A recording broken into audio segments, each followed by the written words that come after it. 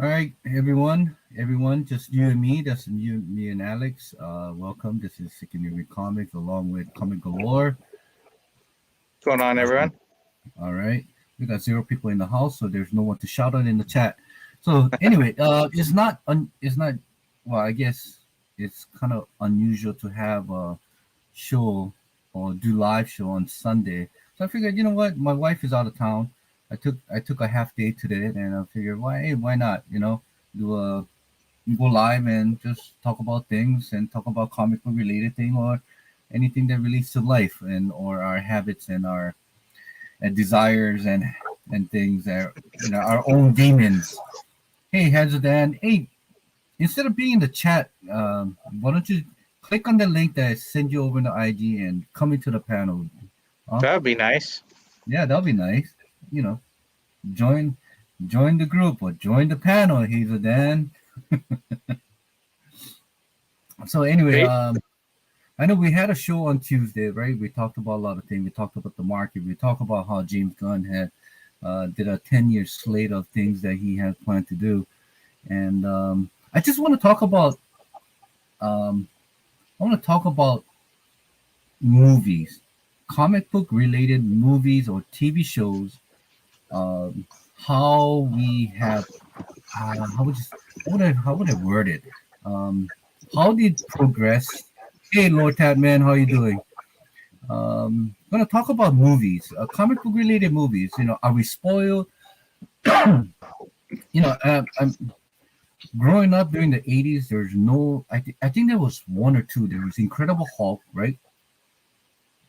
TV show, and there was Spider-Man, Amazing Spider-Man TV show. I took those two things. I mean, I Did you pretty like much that? I loved it. I mean, where else are you going to get Spider-Man? I mean, it wasn't the most perfect CG thing, but I mean, one, the story was good. You're talking Um, about the old school one or the more the recent old thing? school, old school. I mean, I'm Okay. talking about this. I believe it was the late '70s 80s? to '80s kind of Yeah. shows. You know, um, growing up in that thing, and the only superhero action thing that we got was the Japanese type of shows like Kamen Rider and what was there? You know, then when Power Ranger came, I was kind of over that thing. I think I was at the time where I think women was more interesting than watching bug looking things and stuff. But yeah, growing up watching Incredible Hulk and Amazing Spider-Man on TV show and that was and Spider-Man being you know my guy and stuff at watching freaking what Sesame Street, and there was an electric company and they had a Spider-Man segment there. So I right there from then Spider-Man kind of grew on me, and watching that on TV. What's up, broski? Man, I sent you the link on your thing, so click on that stuff. And watching that is like, wow, I'm actually watching a superhero type of show on TV. It was live action. Like I said, going back, CGI wasn't the greatest, but still, there was the storyline was okay. It was decent. You know, and to a point where I wanted to follow where this adventure takes or where the storyline takes. Okay, so back to 2000, early 2000, and we got our first. Uh, well, what was the first? Oh, Incredible Hulk with Hulk, right? With Hmm. Edward Norton or yeah, we can. Who was the first one? Was I, it? I thought it was Edward Norton. Or no, maybe he was the second. No, Oh no, no, he no, was. you're talking about are you talking about Lou Ferrigno or something? That No, no, Italian no. That guy? was that was a late 70s, 80s show. That's what I watched. That's what I grew up watching. I'm talking about 2000s or 1990 something. I I forgot think who I was the think very the first. early 2000s was Edward Norton. Okay, I okay. think. That's how bad the movie was to a point where I you know. can't remember. Um, but I remember watching that, and I was thinking, wow, got to watch the uh, He's in oh, Eric Eric Bana. Bono. That's right. Eric Bono was the very first one, and whatchamacallit, Edward Norton was the second one, which happens to be the very first MCU where you get to see Tony Stark at the end credit. Hey, thanks, Mike. Appreciate that, man. So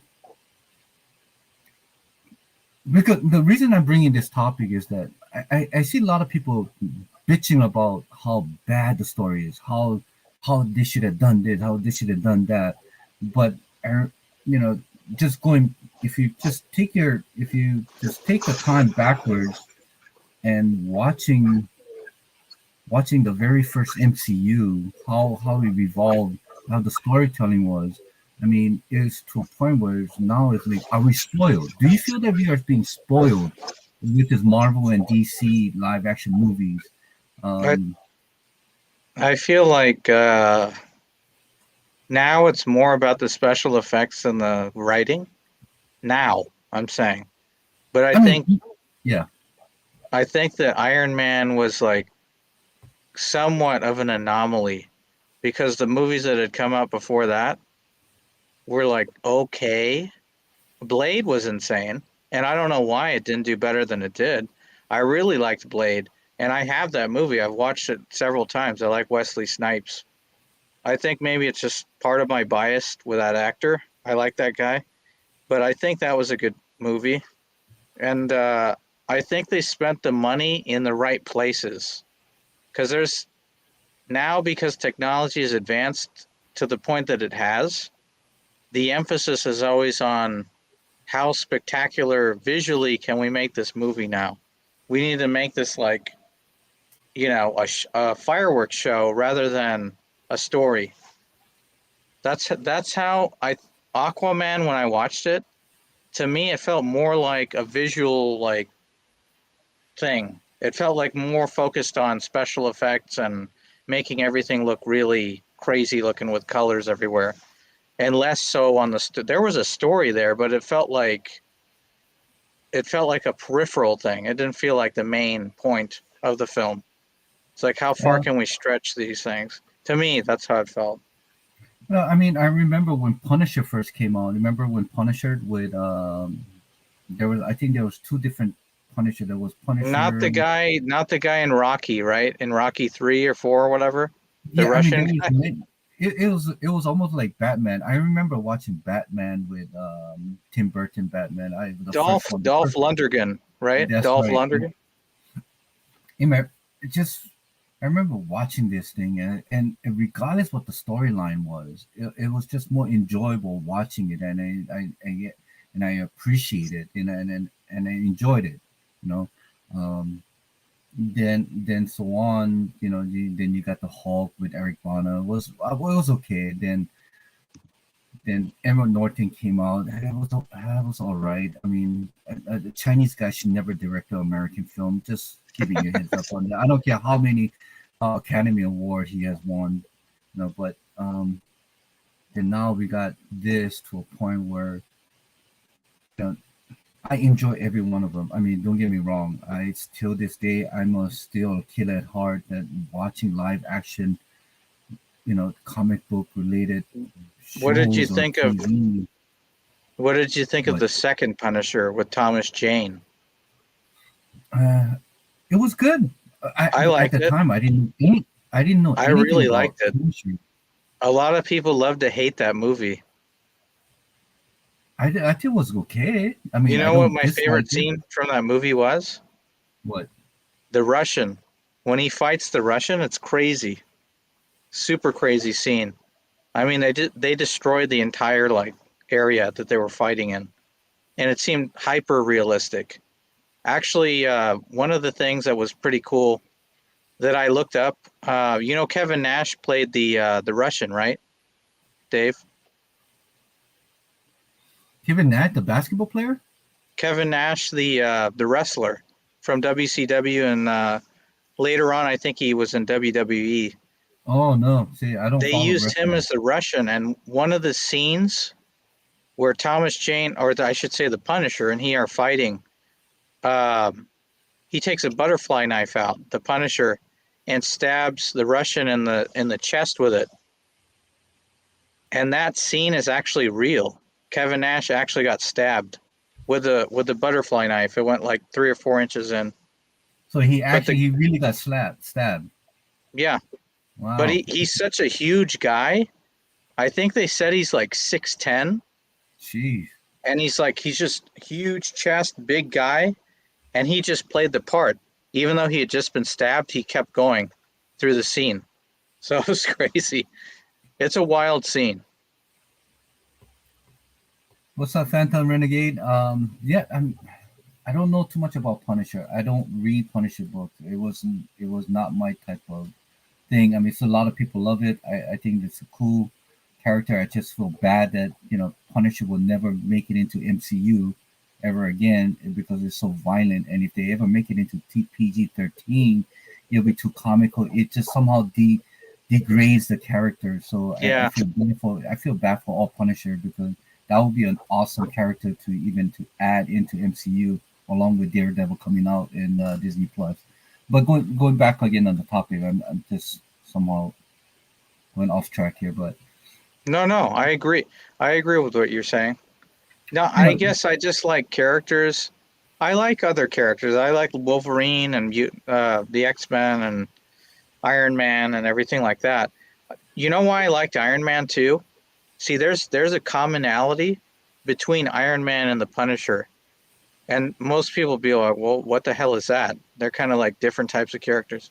Number one, they're both human beings that can be killed, and they don't have any superpowers or anything like that. The Punisher's a tough guy. He's military trained.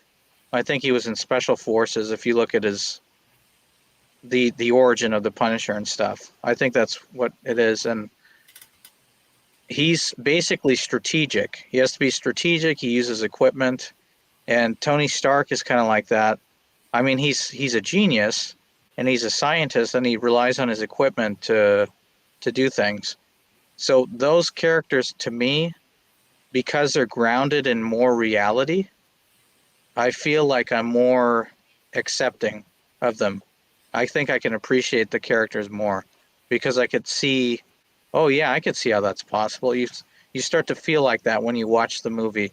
You're like, yeah, I guess if he was lucky and he was good with a gun or a knife, I could see him winning. So the other stuff I like too, though. I still like Infinity War and other things like that, more on the fantasy side. yeah, but fantasy is good. I mean, I remember imagining myself climbing a wall and swinging through coconut trees in Hawaii. When I was young. You know, but yeah, I mean, I kind of see the resemblance with Punisher and Iron Man, and I can see that with Batman and Hawkeye, and I guess Black Widow is Yeah, they're not human with no superpower, but they're just so skilled that they can, I guess, survive the superpower people. They being an Avenger and they being in the Justice League and all, but it's just to me like I've been watching a lot of YouTube and I get I hear a lot of negative things about what MCU is doing, how the story writing is this, they should have done this, they should have done that.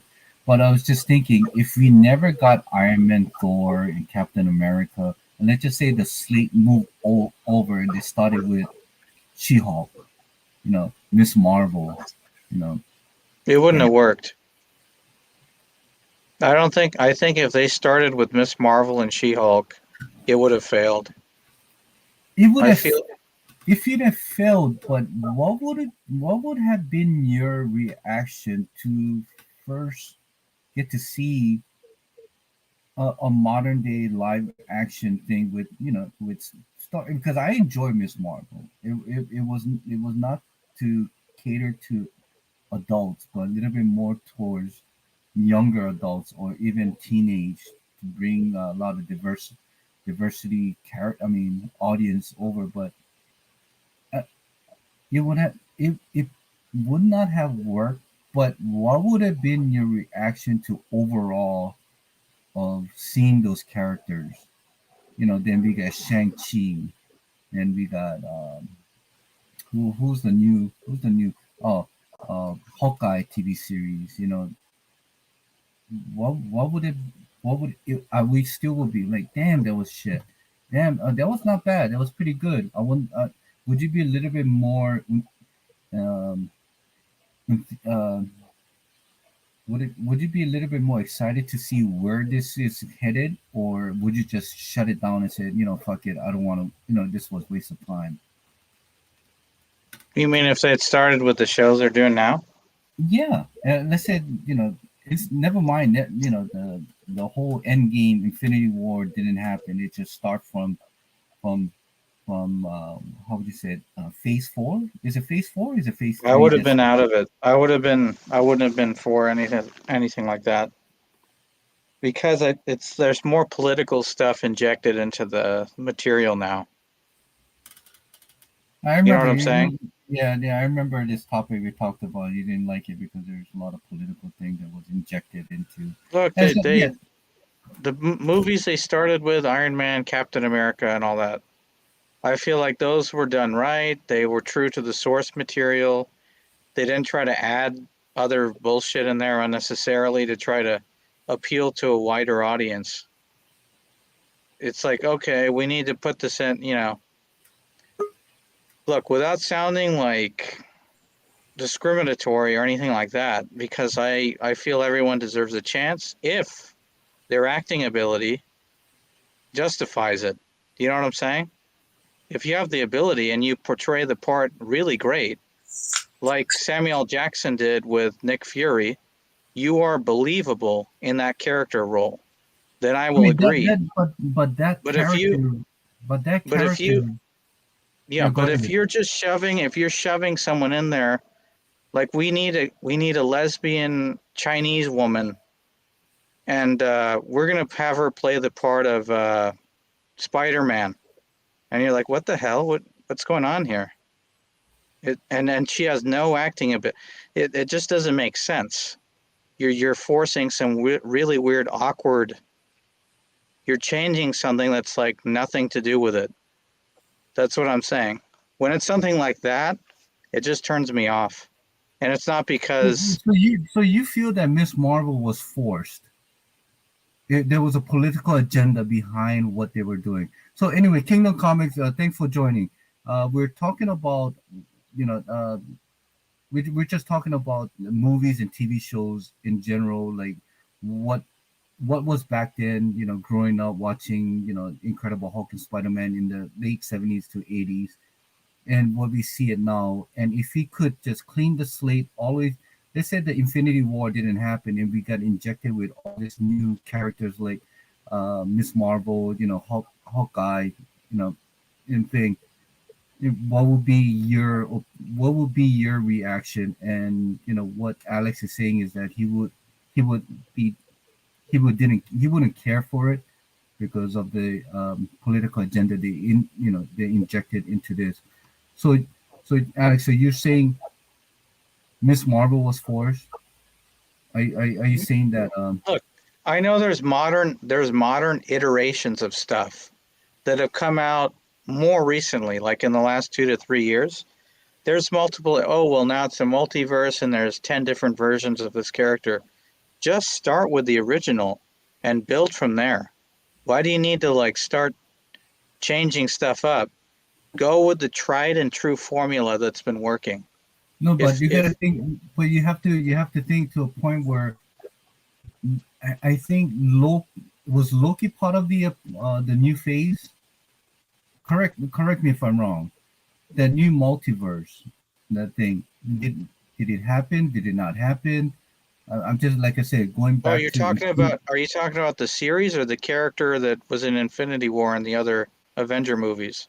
No, no, no. I'm cleaning that whole movie slate out all the way to back. The phase one, two, three didn't happen. That never existed. So just Okay.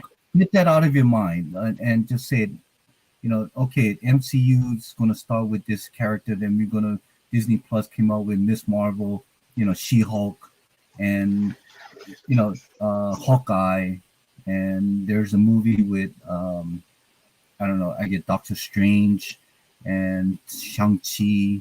And so let's move. Let's if this Marvel has started with a Phase Four, consider Phase Four as a Phase One. Yeah, there's would a your lot of shit reaction in be, there would that's your forced. reaction be the same as saying, "Oh no, this is crap"? Because I'm thinking the whole topic is, are we spoiled from all this MCU movie and DC, DCEU at back that time? Are we spoiled that to a point where now we're being a little bit more critical on what they're doing now or what they had done before? But if that past didn't happen, what would be your reaction to it? You All know, right, I I'll want, jump on this. I'll yeah, jump yeah, on this. go ahead. So taking out phase one through, let's say, the Loki series or Miss Marvel, I think the success of the first couple of phases is because they had characters that we were familiar with, generationally familiar with. I knew it, my daughters knew it, my dad knew it, my grandpa knew. They all knew those characters. They might not know the inner workings of them, but they knew them. Now you compare that to, let's say, all right, let's say Iron Man compared to Ironheart, right, or Shuri or Miss Marvel. Well, you don't have that generational understanding or familiarity as you did those other characters.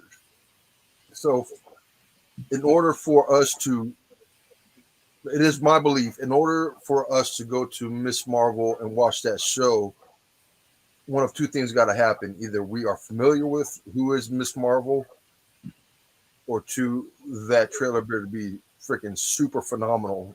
Because I haven't even watched Miss Marvel, and that's just because I'm not familiar with Miss Marvel. I mean, I don't have any toys with Miss Marvel like that. That's nothing that I really care to watch.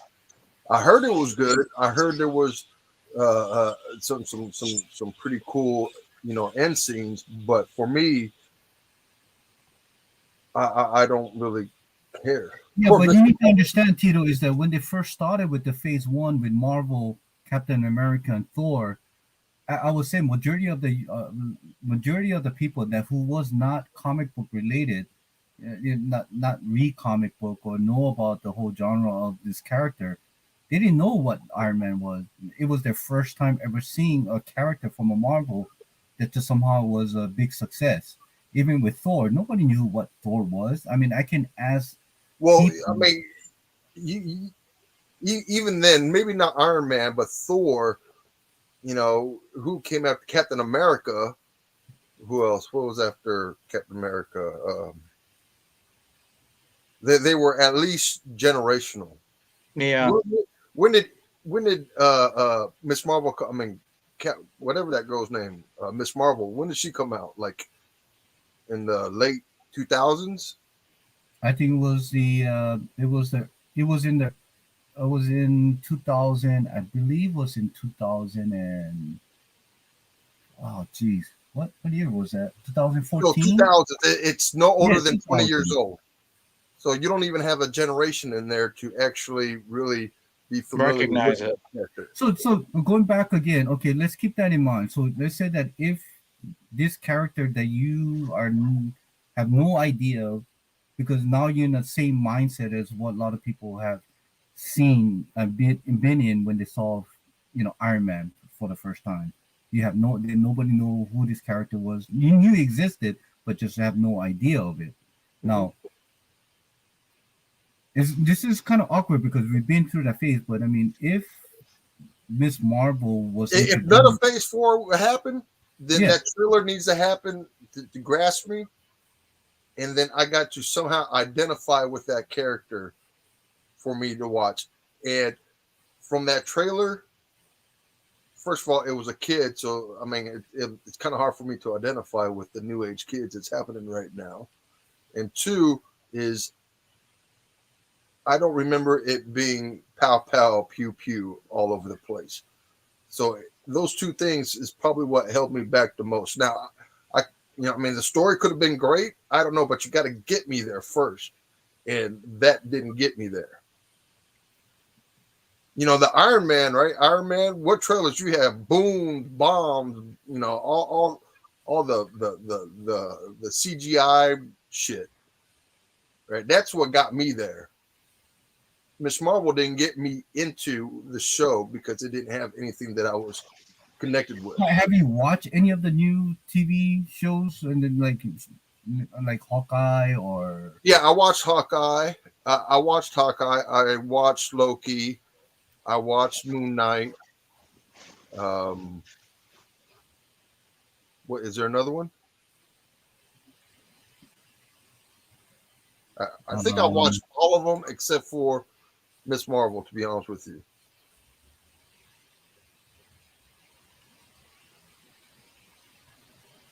Yeah. I think HazelDan kind of did it. In theory, Disney Plus characters should be better because there's more time to deal with character, and this just ain't as likable. But I guess when you say likable is to a point where I guess a lot of people in our age and time that who actually collects comic book and this is not it's Now, new. I got no You know room to what? speak on this subject because I have like zero. When I say zero, I have zero. No. I'm not saying about the character. I'm just saying is that Okay. would your reaction to the new things and the phase 4 that MCU is injecting us with, would you I don't think be they're injecting us with anything. I think that what they're doing is introducing us to different ways of thinking. If you go back to the first couple of phases, right? And I know I said it myself, they had the Marvel formula. It's rinse, repeat, rinse, repeat, rinse, repeat. And that formula for the first couple of phases actually worked, right? They had the corny jokes, action, corny jokes, action. Now, a lot of people complain because that formula was continuously being used. So when they try to do something else, it backfires to everybody. It's kind of like the Snyder Cut. Let me stop. All right. I won't talk about the Snyder Cut, right? So let's everybody, make it easier then. Let's make it easier. Would your reaction, would you be a little bit more critical if this? I mean, what is there to be critical about? Like, Well, no, I'm talking about. I've been watching a lot of the people. First? I've been watching a lot of YouTube, and people are just very critical about this new movies that are being released on Disney There's Plus just- and theater. There's just unnecessary stuff put in there. And I'm not saying don't put anything like that in there at all. And I don't want to name specific part. There was shit in Doctor Strange too, and there was stuff in the Eternals movie. And they race swapped some people. They made some people gay that weren't gay. It's like and that's the thing is that we come in, and I talked to Rich about this a lot.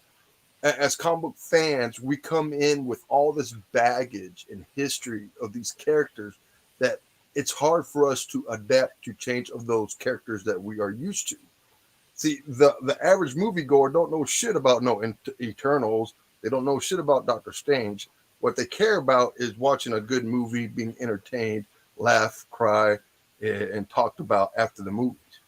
So when we have all this baggage, it is hard for us to process anything new that the studio, the writers, the directors are introducing to us. I agree, Tito. Huh? I agree to a certain level with what you're saying. Here's the thing though, because now let's step back like 5 years, maybe 7 years. Mm-hmm. And they were trying to find creative ways of introducing more diverse characters in there. I get it. Mm-hmm. You can kind of do that in a natural way that makes sense. Yes. Or you could force it and make it really awkward and confuse people and make it kind of like is this more about the story or are you trying to make a political statement here? They should have, because they were trying to find more black characters to work with. When was the first when was Black Panther? The first one? When was that movie? That was Civil War. That was back in 2005. The first one? Yeah. Wasn't it 2018 or some shit? It was after, I think Civil Wasn't it War was 2005? Was it 2007? No, it was recent. Yeah, I think it was 2018 because Civil War was 2016. It's a modern movie. So let's go back before that. So they were trying to look for stuff and they were trying. The Black Panther was fine because that's an established character. It's a black character, But and then nobody knew DC. who Black Panther was. That's the whole thing. But Nobody my knew. point is, you're gonna appeal to the people who've never seen the character and the people who already know the character. You're gonna win double because it makes sense across the board. And then DC was trying to figure some shit out with that because they wanted to bring a black character in. And why didn't you have Jon Stewart for the They did have longest Jon time? Stewart. They did have Jon Stewart. Zack Snyder had Jon Stewart. It was the studio that didn't want Jon Stewart in there. The Okay. end credit scene of Zack Snyder's cut was actually supposed to have been Jon Stewart. But Yeah, they changed and it to, I- What did you kind of log on that Snyder cut? now I'm just saying, hey, he brought up DC, so I had to clarify. So that look, I'm saying I think he should have had a standalone film a long time ago, even before the DC universe was established. Because well, He had Hal Jordan. Hal Jordan's fine, but because probably I grew up with Jon Stewart in Justice League, the animated series. That was my Green Lantern. Yeah. So when people were reaching for things and they're like, how do we do? There's lots of characters that are already established. Bring them in. You don't need to switch people around and make it, you know what I'm saying? I got you. So you're saying that you wouldn't be how would I narrow this down? So you wouldn't be interested at the same time. You wouldn't have anything to critique because you're just not interested in it or entertained with what Marvel or DC is bringing out. Not now. Yeah, I got after Doctor Strange 2, and I watched a couple of videos that kind of analyzed different portions of different movies that came out after Doctor Strange 2. I was like, oh my God, I'm not going to spend money and go see that stuff because they're starting to try to get kind of crazy with this thing, with these things here. I wish they would have just continued on the traditional Are path. you talking about like the SJW type stuff? Like Yeah, okay, exactly. Inclusiveness. All right. So I give two shits about that. Like, give me a good story, people who fucking can act, and let's get the ball rolling. What I don't like, and I think is what you're saying, is the forced action. And I will give you an example. Blue Beetle, when that Blue Beetle first was announced, I even did a post on IG. Like, that shit pissed me off. Like, every news media outlet, first Latino fucking superhero in DCU coming out. Like, that's not what I want you to concentrate on. He happens to be Spanish. He happens to be that's cool, but let's not make that the focus. The focus is let's get a good story, a good movie out there who happens to be, I don't even know if he's going to be Puerto Rican in this or Mexican, but who happens to be Hispanic. Give me that. Don't headline it with being the first Hispanic, DC superhero. That I got you. That is what pissed me off the most. What do you think about what they did with Namor? It's Namor. Well, no, they changed it to that because recently. Okay, this is something. I watched Nerdrotic. You got to check out that channel. He kind of analyzes this stuff. Anything that they kind of do that's a little bit funny, he reviews it. It was Namor, and then they changed it to Namor. Mm-hmm. But he first covered the origin and history of that character. I had zero knowledge of that character's history. I knew that he was like an aquatic thing, like a guy like that, kind of like Aquaman. But beyond that, I had no history with that guy. I have no idea. Yeah, so he explained that the character originally was created from Atlantean history or mythology. He was created from Atlantean mythology, and his name was actually Roman, from like actually ancient Romans spelled backwards. So it's Namor. So he was explaining the history behind the character, and then they changed it to like okay, he's going to be like a Aztec Spanish guy, and we're going to kind of toss the history behind the character and recreate it in our own way. I was like, okay, it's kind of weird, but I'm not saying no. I'm not saying that's bad, but what's that going to do, though? Is that going to change how things go, or? But were you entertained when you watched that movie? I didn't watch it. You didn't watch it? I didn't watch the Namor thing. Because okay, well, first I'm not Aztec or Mexican, so I'm Puerto Rican. So did I feel included as a brown person because a brown person was represented in that movie? No, because this motherfucker can swim underwater and breathe. I can't relate to that. You know, did him being brown ever like go through my mind as I was watching this? Me, no. I thought it was funny because how the name came about. I mean, I chuckled at that, but the inclusiveness, or did I feel like it was?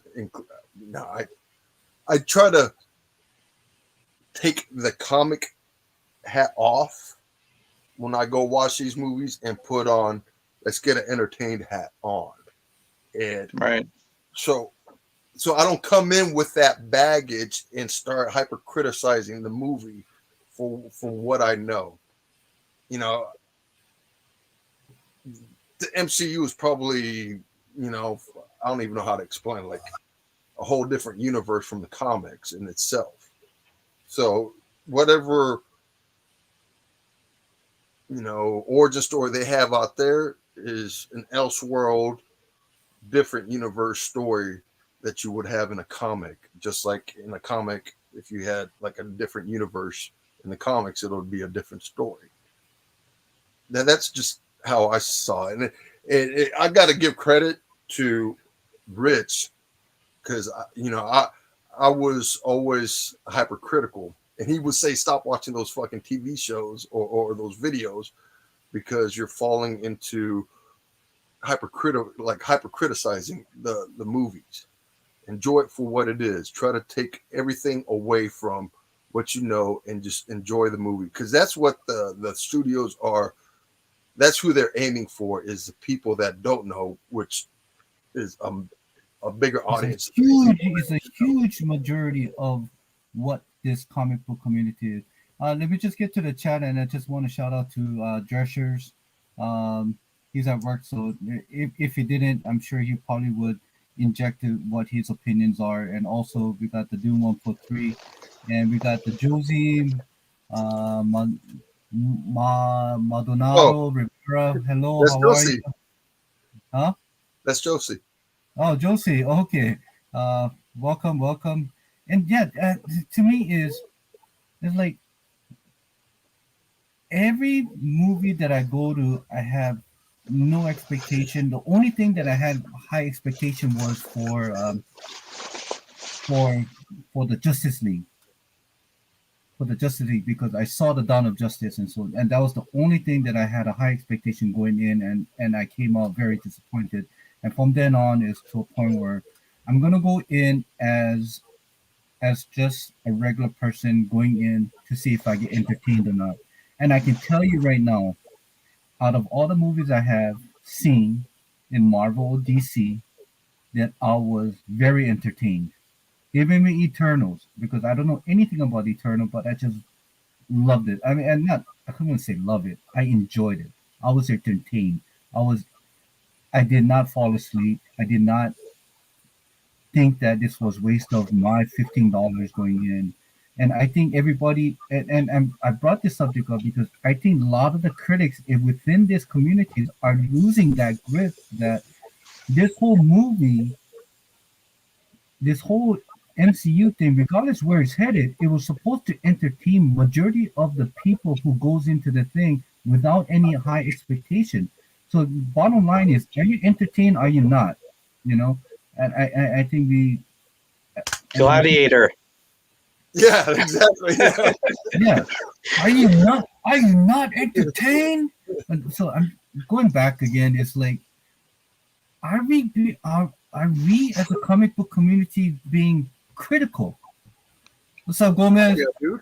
Are we What being up, goodies? critical to a point where we are so damn spoiled of what they have given us for the past decade and a half that we are starting to criticize what they are giving us? You know, that's the whole thing. I mean, for us, yes, for Tito, for Gomez, even for you, Alex, for you guys read comic books, you know what there's that certain characters are, what the storyline is, but you have to understand is that a lot of the thing that what MCU and DC is doing is they're using the storyline, the character from the comic book, but they're not going to go actually do step by step what the comic book has given us. Is just the tool for them to use to make a movie. But why wouldn't? Here's my point. Are you using the characters to spread some message? That's like kind of like there's like subtext throughout the material. That's the whole thing, Alex. Regardless what the message is like the bottom point is: are you entertained to a point where you say, "Hey, you know what? That was not a bad movie." Alex, I see what you're saying because I believe that in that Captain Marvel movie. Okay. That is the movie. If I think of all the movies and TV shows that I've seen, I think that was the most in your face, blatant, thing that's one of those things that turned me off from that movie. Here's my question. One question, okay? All right. Why wouldn't you use existing architecture that has already been successful in comic book sales? Why would you need to alter something that is already a proven formula? Meaning when they, Amazing Spider-Man or these like masterpiece comic book series where it's like classic characters that are easily recognizable, and these are proven characters. And when you follow those storylines and you follow the existing architecture of them, even in the 60s, 70s, 80s, all of it kept holding. Holy shit. Yeah, you got the little echo there. Why wouldn't you just stick to that, though? Why wouldn't you stick to what works? And experiment later when you've already established everyone. All right. So I will ask you, I was with you all the way to the end part. What do you mean with experiment later? Because we're 10 plus years into the Marvel formula, and I would think that they are actually experimenting now, which is late with new characters. Well, you still have other characters that still haven't been used yet in Marvel that are big characters. You got Conan. Well, I know they're coming out with Blade. That's good. And there are other established. My point is when you start looking you're looking for niche characters like C-level, D-level characters that even comic book collectors haven't heard of. It's like, okay, like the Booster Gold thing. It's like, really, you pick Booster Gold out of all the choice? You could have chosen all these other DC characters, and you went with some niche character that no one's really heard of. Well, so that particular example, I credit James Gunn because James Gunn is the type of person that'll pick out the weirdest fucking characters and bring them to life. Yeah, Guardian of the Galaxy. I'm sorry, Tito, but I want to get a kind of like a Gomez take on this. What do you think? And what's his opinion on it? You upgraded the shit out of your background. Holy crap! Who? You. I got a lot of shit. Yeah, I got a lot of shit. And you must have moved to your studio, or I haven't been paying attention because I just remember a wall back. Yeah, I know. I changed my background a little bit, but I just new to prove. Show you that I'm a collector. Shit. Now my take is, you can't do exactly what you want to do based on the comic to the movie, because you got to remember the audience is not all comic readers, so you have to give some type of different mixture towards it. Story wise, I understand. I'm with Tito on the set with Captain Marvel. I just thought that movie was one of the worst Marvel movies that came out prior to the ones that have been coming out. They've been shitty, but it's a fan base. You look at Spider Man. You look at what they try to do with Batman so many damn times. It went from being dark Tim Burton to being a colorful other Batman and Robin and all that stuff, and now going back to the basics when they had the trilogy Batman, and they have the one that just came out with Patterson, what's his name? That looks pretty dope. So it's everybody's different opinion towards when it comes to movies. Me, I just want to enjoy a good movie. Not at the I don't watch movies that much like I used to. Like I've taken a pause of watching. I'm behind. But when I watch a movie, I've told this numerous times. I go with a blank state of mind. I want to see what they build upon the movie. Give me intrigued. I don't go based on, I read that fucking story and that's not what happened. Nah, give me something. You want to give kind of like a good movie with a different story, like kind of mixed, but you're also going to have Easter eggs in the process. We've known that. So to me, it doesn't bother me. It doesn't bother me. It doesn't give me a headache. I go in there loving the fact that they actually made something. Even that Spawn movie that came out that was shitty as fuck 25 years ago. Hey. That's not shitty as fuck. That movie, that was fucking... I really enjoy watching. I still really enjoy watching. A lot of people hated it, but I enjoyed it. I still watch it. And even the HBO 3 seasons they had, which I wish they continued more on, was really the animated one? Yes, on HBO. And I like the fact that Tom McFarlane did it kind of like an introduction towards each episode. So to me, it's like, I don't know. I don't how you say, I don't get too biased when it comes to the shit like that. It doesn't irritate me. And when it comes does to that carry? All right, let me ask you then, because I understand where Gomez is talking here. Do you carry that same thinking with other films that don't have to? Let's set comic books aside for a second. Okay. Just some random movie comes out. It could be action, drama, mystery, whatever. Okay. But do you go in with that same thinking, like, okay, let's just enjoy it, or are you like, let's see if this is good, or let's see if the acting's shitty, you know what pisses me off with the movie? I'm not gonna. I would go with the blank state of mind.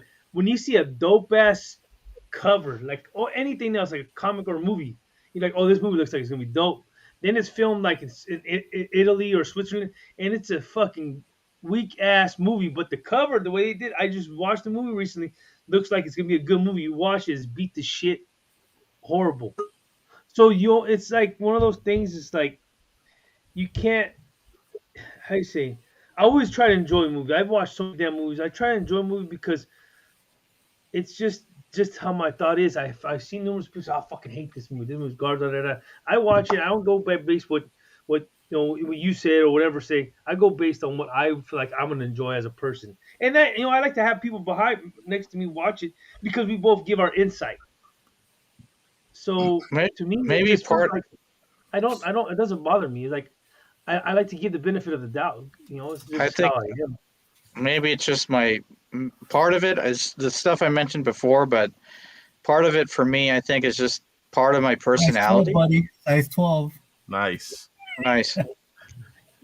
But if I'll give you a quick example and then I'll shut up.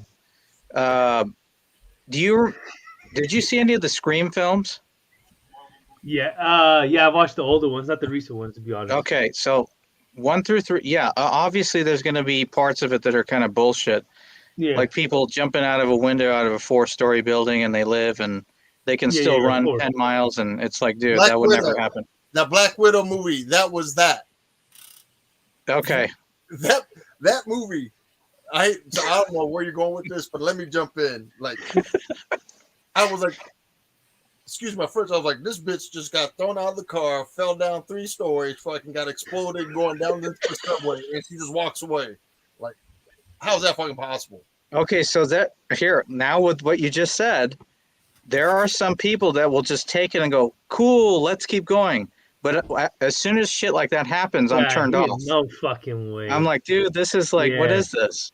I'm like, yeah. Yeah, no, I get you on that part. When they had the main character still alive after 10 movies, um, with all the shit they go through.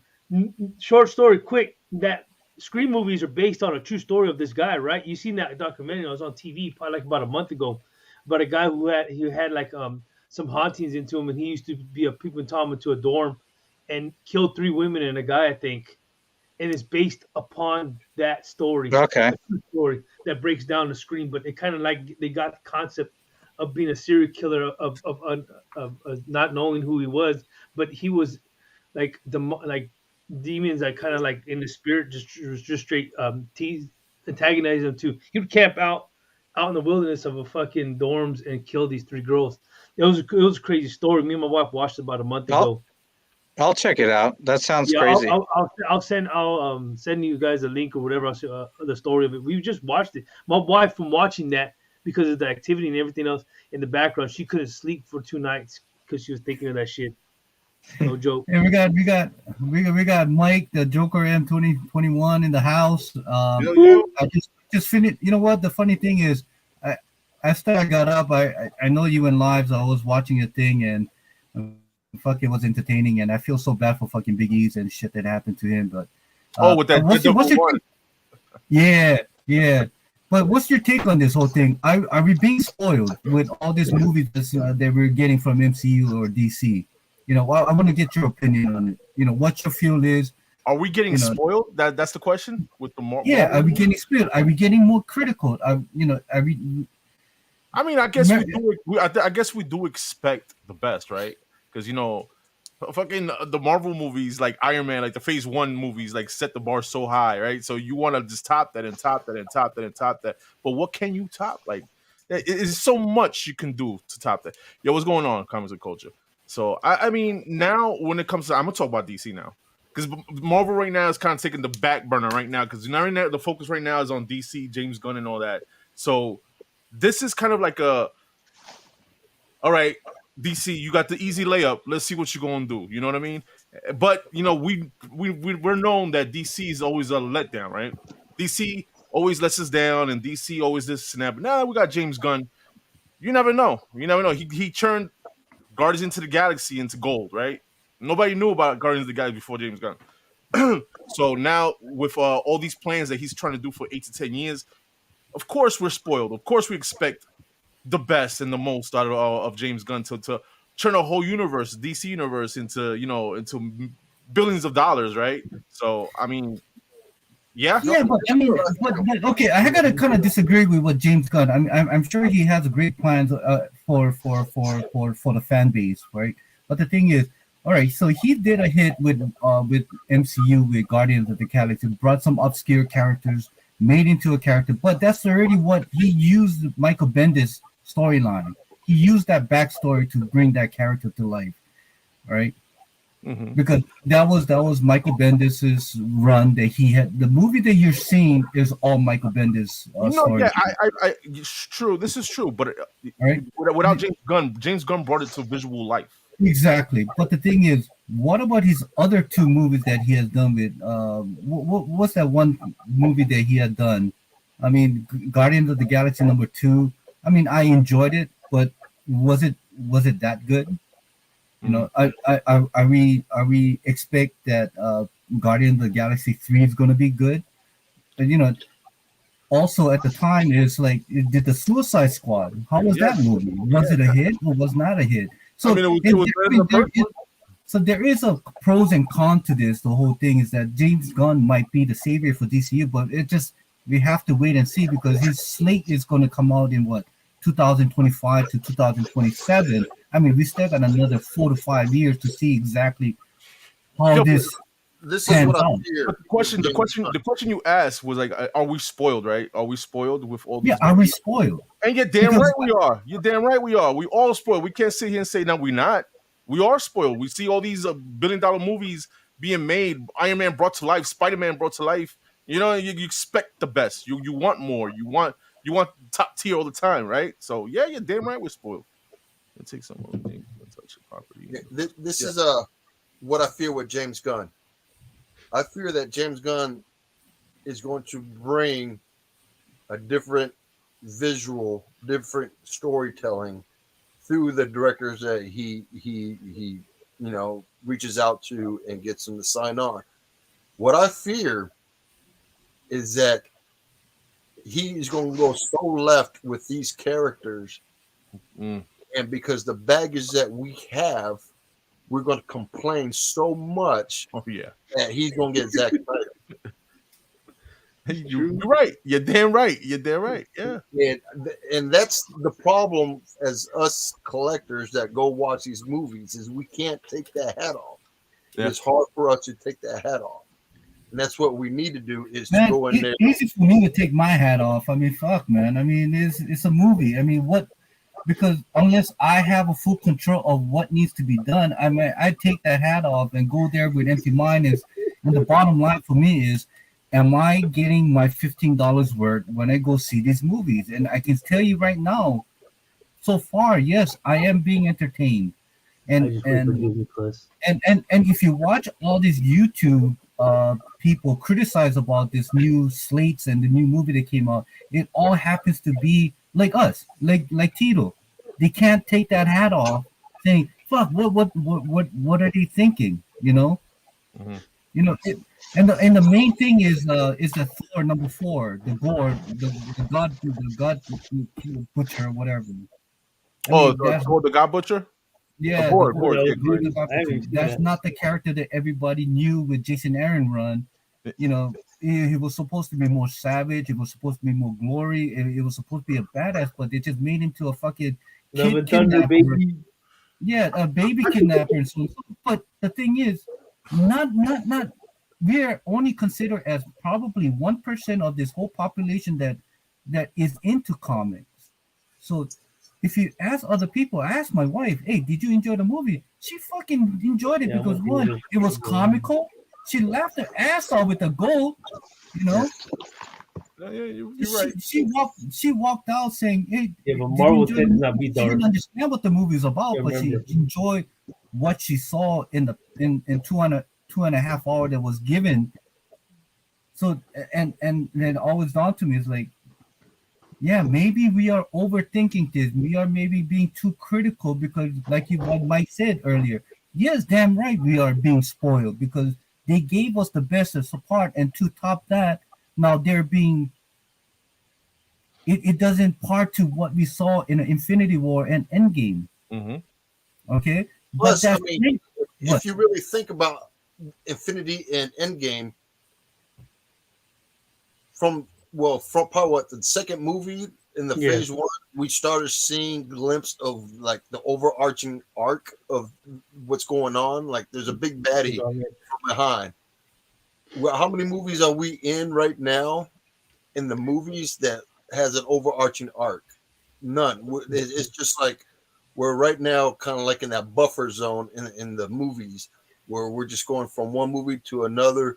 But do we have an overarching arc yet that we know? No, because there hasn't been any. Like end credit scenes. I mean, what? Spider-Man was Venom and the whatever shit they were going through. We got Venom. We got fucking Venom. I don't care how bad the story was in part 2. We got Venom. But what I'm saying is that a lot of people are having a hard time. Right. The reason why we went to the movies and continually went to the movies in the first phases was because that end credit scene had us curious to go to the next movie. Yeah. What's going to happen, even for that 30 seconds to that 1 minute. That is only us, though. That's only us. As us, a 1% of this. I would argue that because there was a lot of people that would go to just like you would see it. Stay for the end credit scene. Stay for the end credit scene. Stay for the end credit scene. Don't forget, there's 2 end credits. There's a mid credit. There's an end credit. But who are watching these? These are not comic book related people. You know, and they're still staying for the end credits. I can tell you right now, my wife saw Iron Man. She loved Thor. She loved fucking Robert Downey Jr. She saw all the Iron Man. But when we go see a DC or Marvel movie, she always tell me, "What are we staying here for?" I say, "Fuck, man, there's a post credit we got to see because I want to know what's going on in the next 3 years." But she doesn't care because she saw what YouTube she that was. shit later on during the day. Let's say, but these movies right here, they always bring fan base to people, kids or even middle aged people to want to read comics now, pick up a comic. So this is why a lot of people are trying to get to comics and into reading, because sometimes movies only give you a synopsis of what actually occurred during the whole comic. So people want to pick up those omnibus or those storylines based on that, and then that's when they feel like, well, shit, the damn book, which majority of the time, comic book or novels are always better than the movies itself. When a movie comes off based on a comic or a novel, the novel has more information and more detail, more in depth than the movie does, because the movie just breaks down sequences of the chapter books or comics that are based on the movies. So that's why a lot of people say when it comes to Harry What's Potter, up, when it comes football?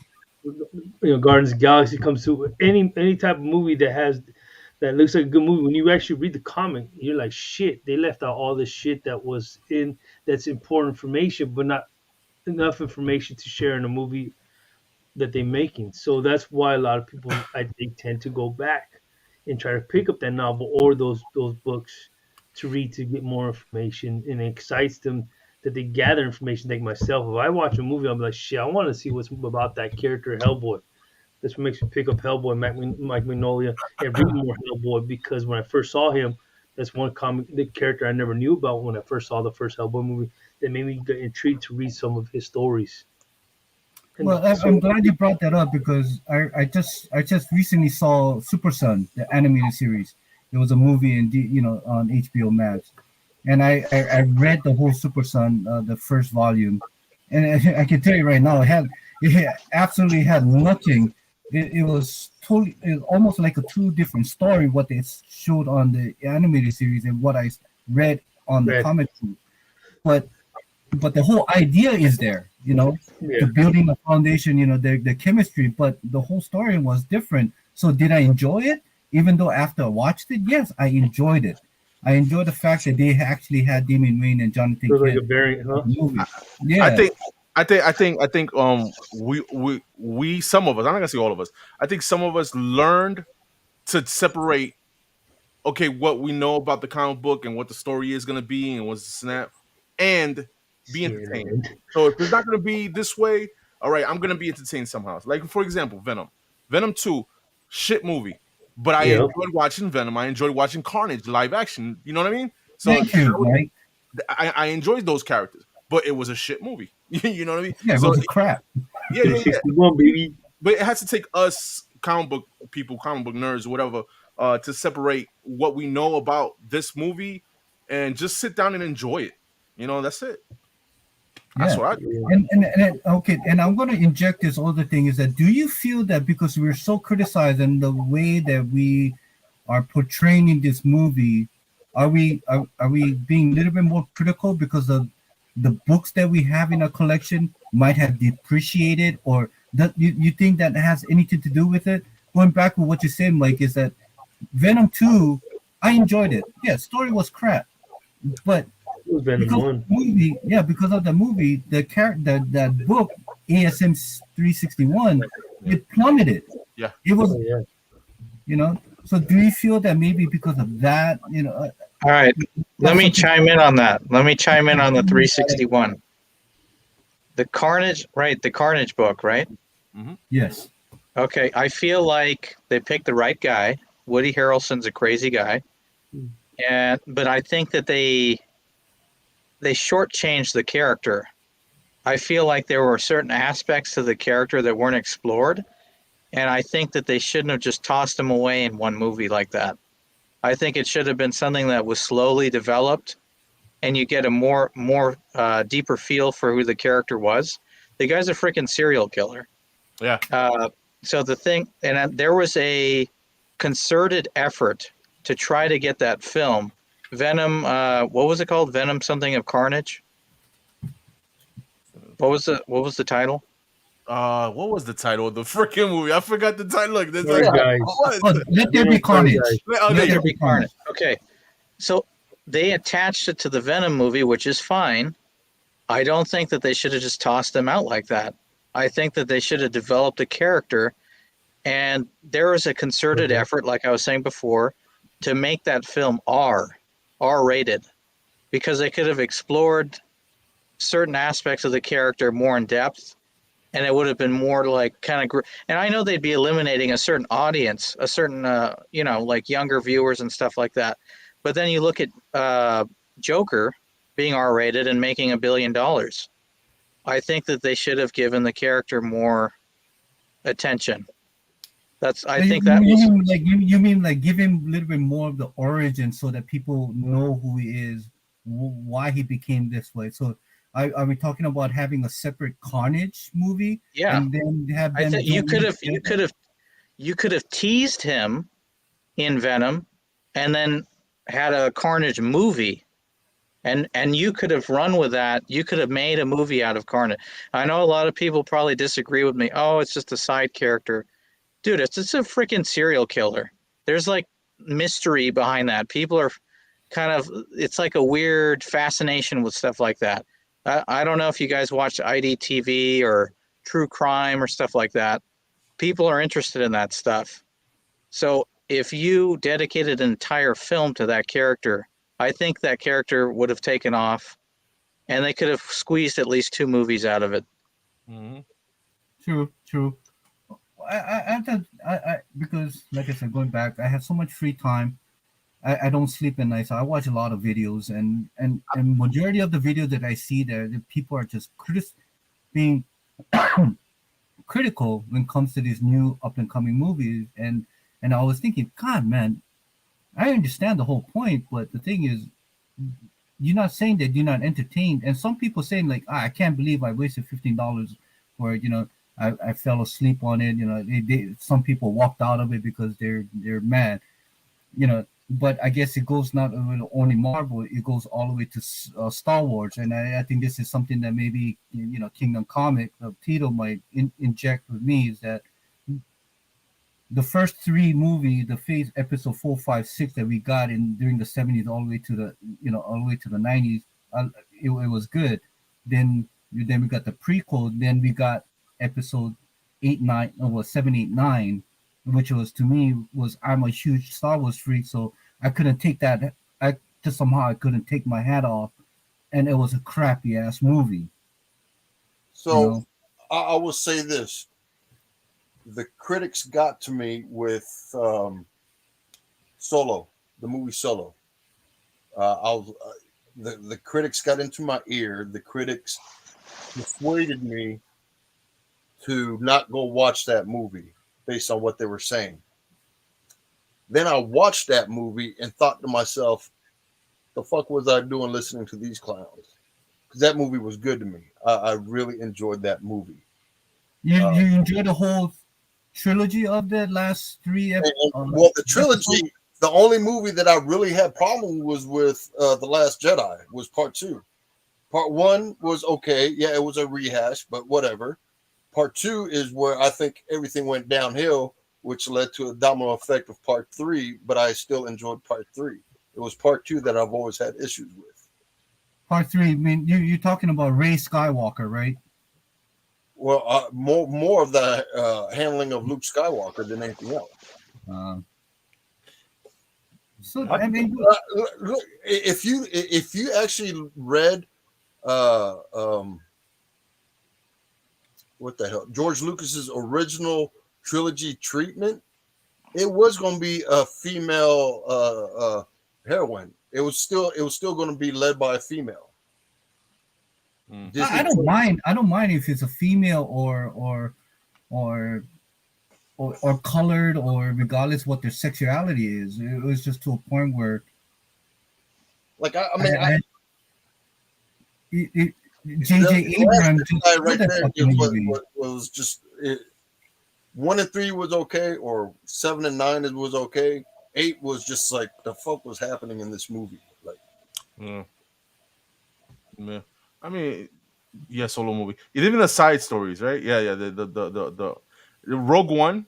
That was shit. That was my number 2 movie of all time when it comes to Star Wars. Yeah. And it's funny because that movie was in trouble, and they had to replace.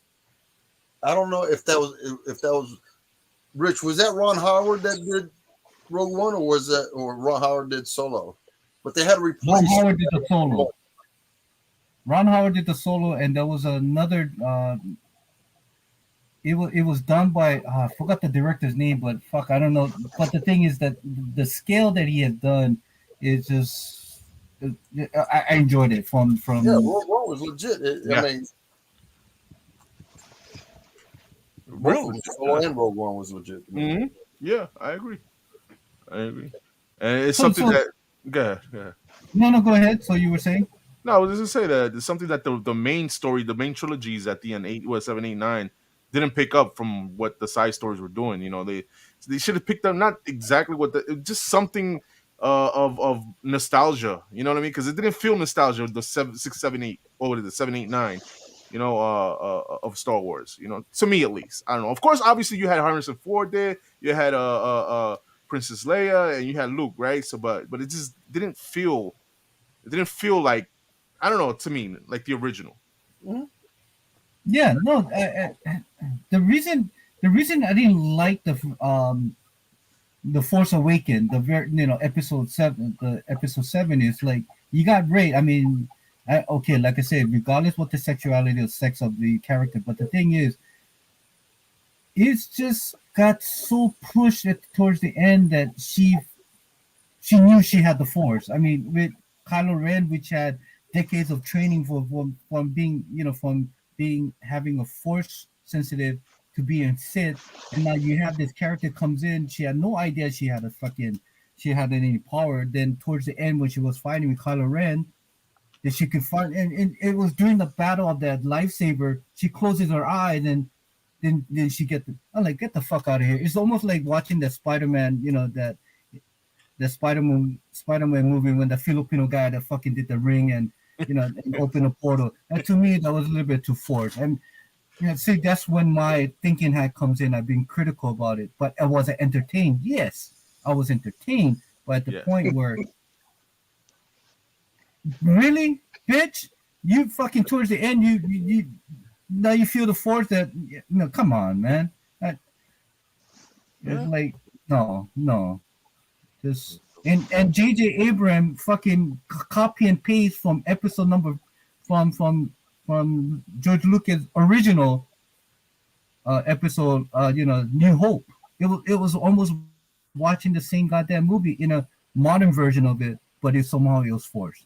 So just with that, okay. So now we kind of get what are the few movies that you guys anticipating to watch, to go and actually go and watch, not being critiqued now. What are you excited? What are you excited to watch the upcoming movie?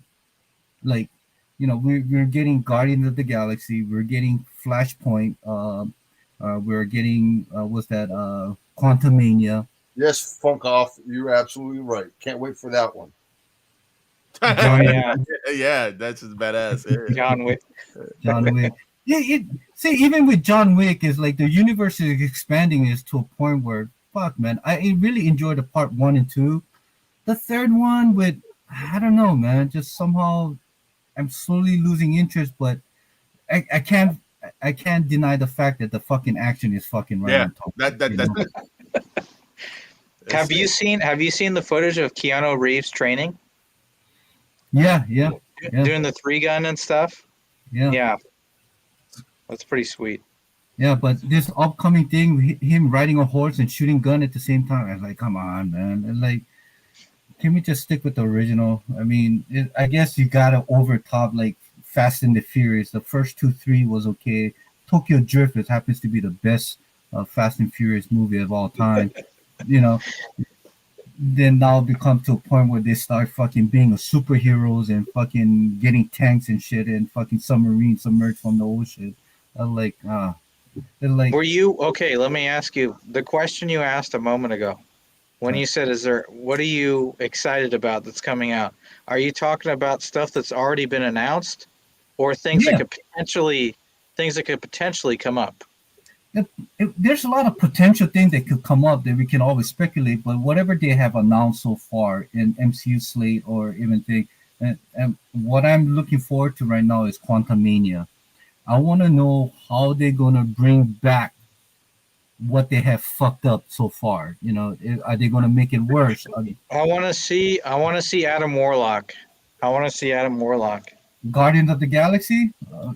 Yeah, kind of funny when you mentioned the Quantum Mania. It's kind of that and the Flash movie. It's kind of like they kind of like similar a little bit, right? They kind of like trying to reset everything and bring everything brand new and introduce things. Right? You know what really pissed me off about Quantum Mania? And you might have to correct me, but I heard that Pena's not coming back. Oh, really? And if Pena's not coming back, I'm gonna be fucking hot. Like that dude, to me, was one of the biggest reasons why I went to go watch that movie. Yeah, I agree with you. It was a good character in that movie. But yeah, Quantum Mania for me is one of the movies this year that I can't wait for. To see what's gonna happen. That's coming out this year. Yeah, comes out this year. It comes out March. March. That is my number one. No. Actually, I think it's coming out this month. This month? Oh, okay. So Yeah, I think it's on the 17th or the 18th that it's coming out. David, you got to bring up Drahcir's comment there. Bro, Selma Hayek is in that movie. Fuck yeah, I'm gonna go watch it. Selma Hayek is in that movie, so yeah, hey, that saves David, right? Hey, I didn't even know that movie was coming out. I didn't know they even made a sequel on that thing. But yeah, I'm kind of curious to see how Jonathan Major is going to portray as a Kang, and I mean, we saw a little bit of it on Loki, right? Dude, I think Major's gonna kill it. That dude acting chops is fucking range. That dude has range, and I think he's gonna kill it. Yeah. I hope so, because I was thinking the same thing when it comes to Gore, with Christian Bale with being Gore, but we didn't get that. But I don't know. It's like a lot of. We'll see what happens, but like I said, I gotta take this thinking cap off, and I'm kind of excited to see where this takes us, and how they're gonna connect with the Loki season 2. I think Loki I think the Loki series needs to be a separate entity. I think that'll work best with the surroundings that it has going on, being in that little world between world type deal, Star Wars reference, but where it's just like time suspended in there and they can just travel. I think that's the type of series it needs to stay in. It not be per se in continuity with the other phase that's going on. Yeah, but that's kind of tough though, Tito, right? Because Loki's kind of involved when it comes to certain part of the Marvel universe, some main storylines too. So for him, and what storyline is he in? The last time we saw him was into, either he died, with Thor, or he escaped inside with the Tesseract. Yeah. And then he got captured. So, I mean, for all intents and purposes, Loki's out the picture. So I don't think we'll see Loki in any of the MCU movie going forward. I think he'll be trapped within that timeline on that multi universe, whatever time frame. Yeah, I think that Loki just needs to be in that world between world deal where, he. Same here. I'm with Drahcir. I think I'll be okay with that. Him not ever showing up in any of the MCU movie, because and the fucking guy, honestly, he kind of pisses me off that he gets away with so much shit, but he finally got killed. I mean, how many times did this dude die in the MCU already? Like, yeah, but I think when it comes to the Infinity War, I think that was his death. I mean, his actual death. What about you guys aren't excited about Warlock? Warlock? Fuck no. No. It's been building. Yeah. They had that little teaser at the end and the cocoon and everything. I don't know. That's more for like the spec guys, right? Warlock doesn't really do anything for me. Yeah, Warlock really doesn't do it. I mean, I'm with you when I'm curious to see how it plays out based off the teasers that was happening. But as far as if Warlock came out with the movie tomorrow, I'll be like, okay, that's cool. What I will angle see it. is I there? will see it, but I was like, Despite- okay, whatever. But there's like an entire thing between him and Thor. I mean, do we know that in the MCU? No. So, It's possible, no. Well, probable. And that's what I'm saying is that we're so connected with the comics that we just don't know what's happening in the MCU.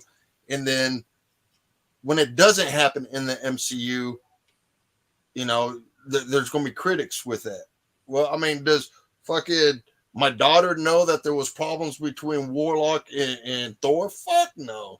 She just wants to see a fucking movie that goes boom, boom, bang, bang, and see some hot guys, I guess. I don't know. Fuck. yeah, my wife fucking had her jaw drop and freaking Chris Hemsworth fucking it took him that fucking threw the whole fucking clothes off. She's like, That was a bad Hey, movie. I'm glad you actually brought that up.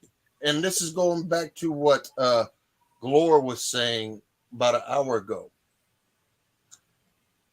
That scene where Zeus ripped off Thor's clothes, is that can we balance that and say if we put a female in the exact same Oh my God! and do that same thing, how would that turn out? It wouldn't be great. I think that movie would be think that would have had destroyed, the dude. most success. Trust me, I think that exact scene in YouTube will be played over and over and over and over and over again. I think they would cancel. Saying, I'm just saying because of cancel culture, because of God, I hate the equality thing, right? It is okay for him to do it.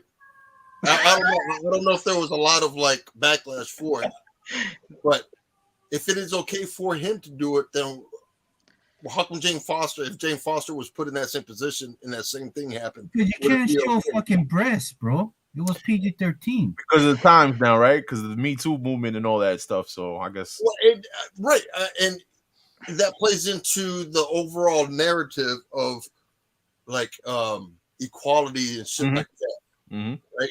So you don't Thor. If Zeus could do that to Thor, can the female goddess Aphrodite? Who's the female war? I forgot. It's not Persephone. Is it Angela? Ella or no?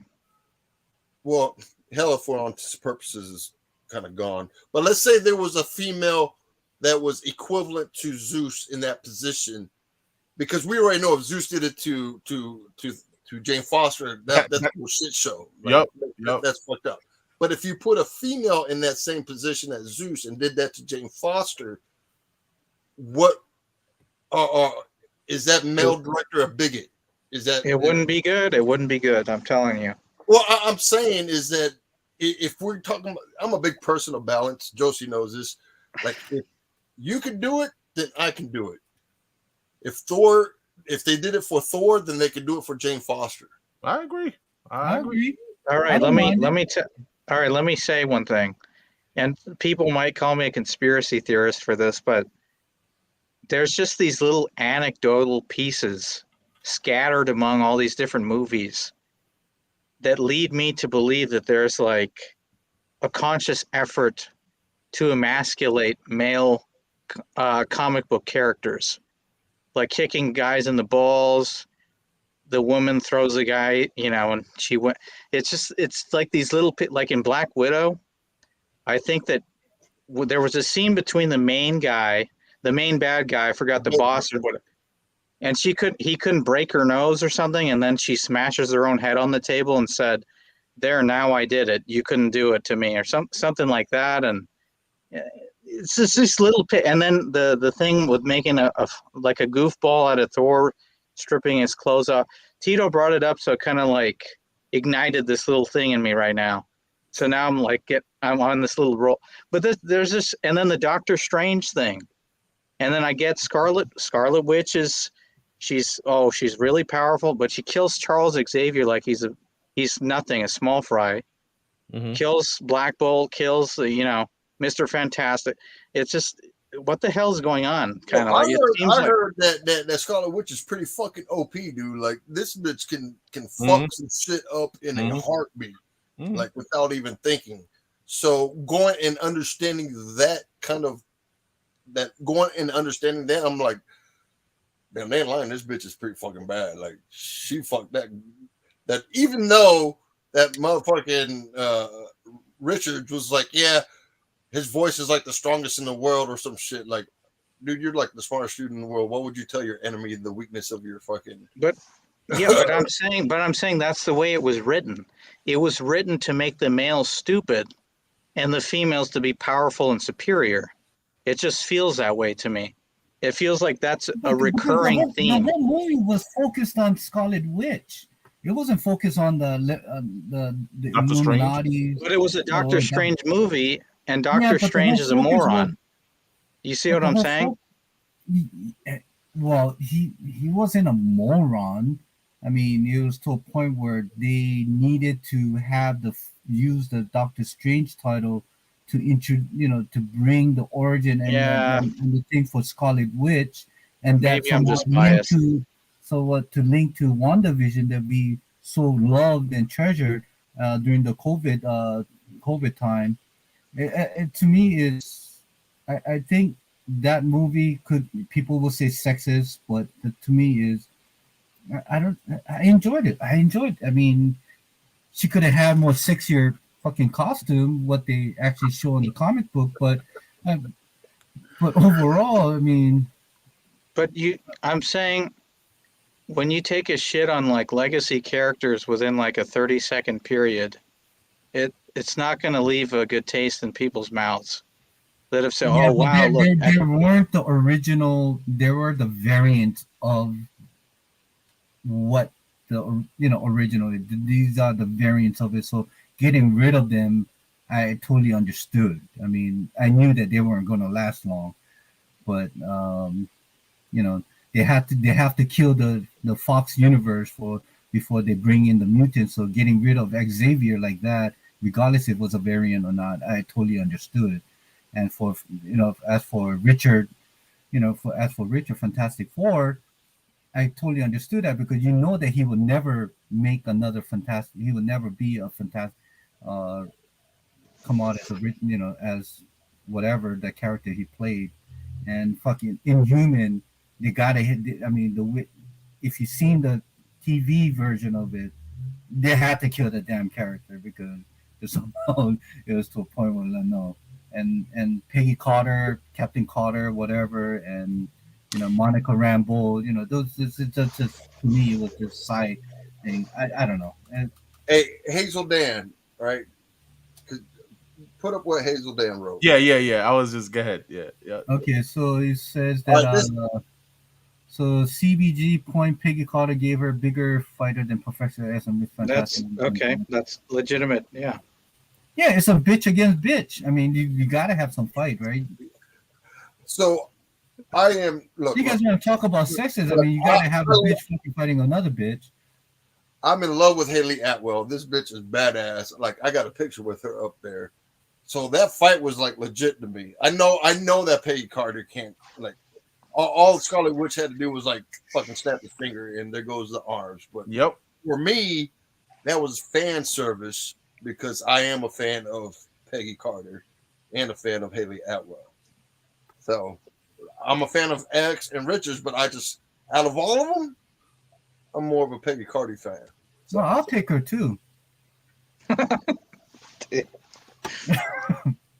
Josie is about to slap the dog shit out of me when I get off this goddamn camera. She's like, oh, who? Okay.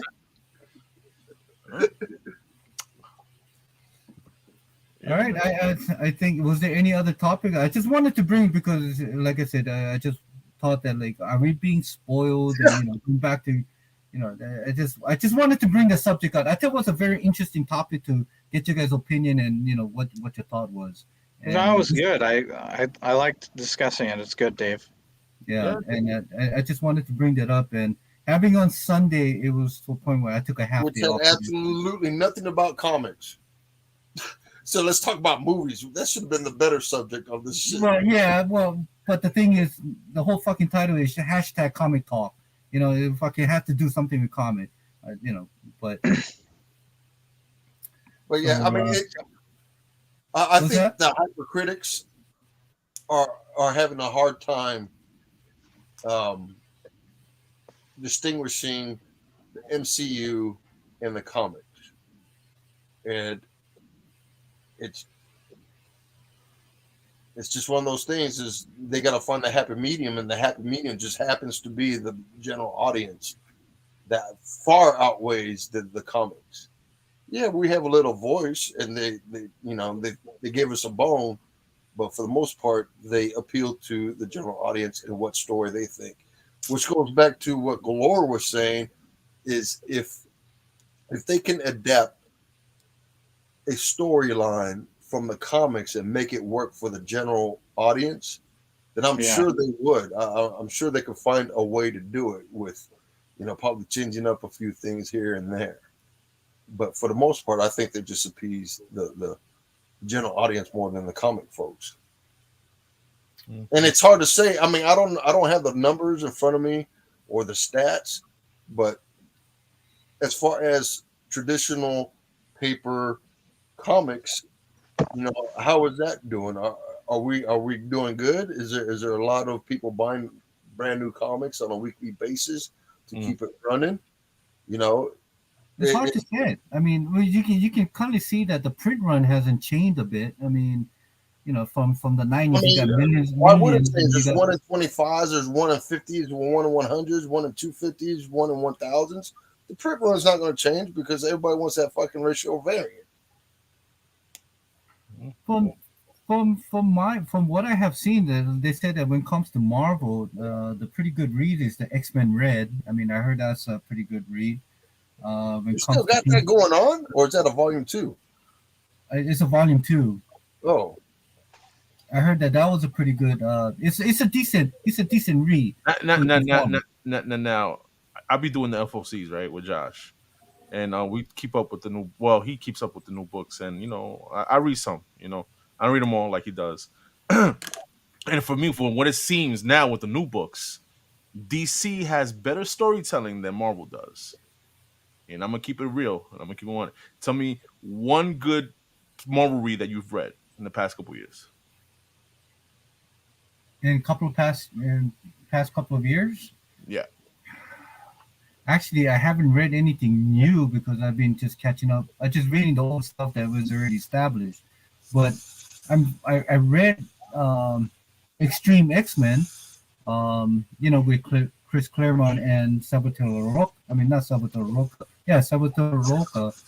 It was okay. I mean, it wasn't the goodest stuff that what he used to do before, but I mean, I got to see where that thing build. Mm-hmm.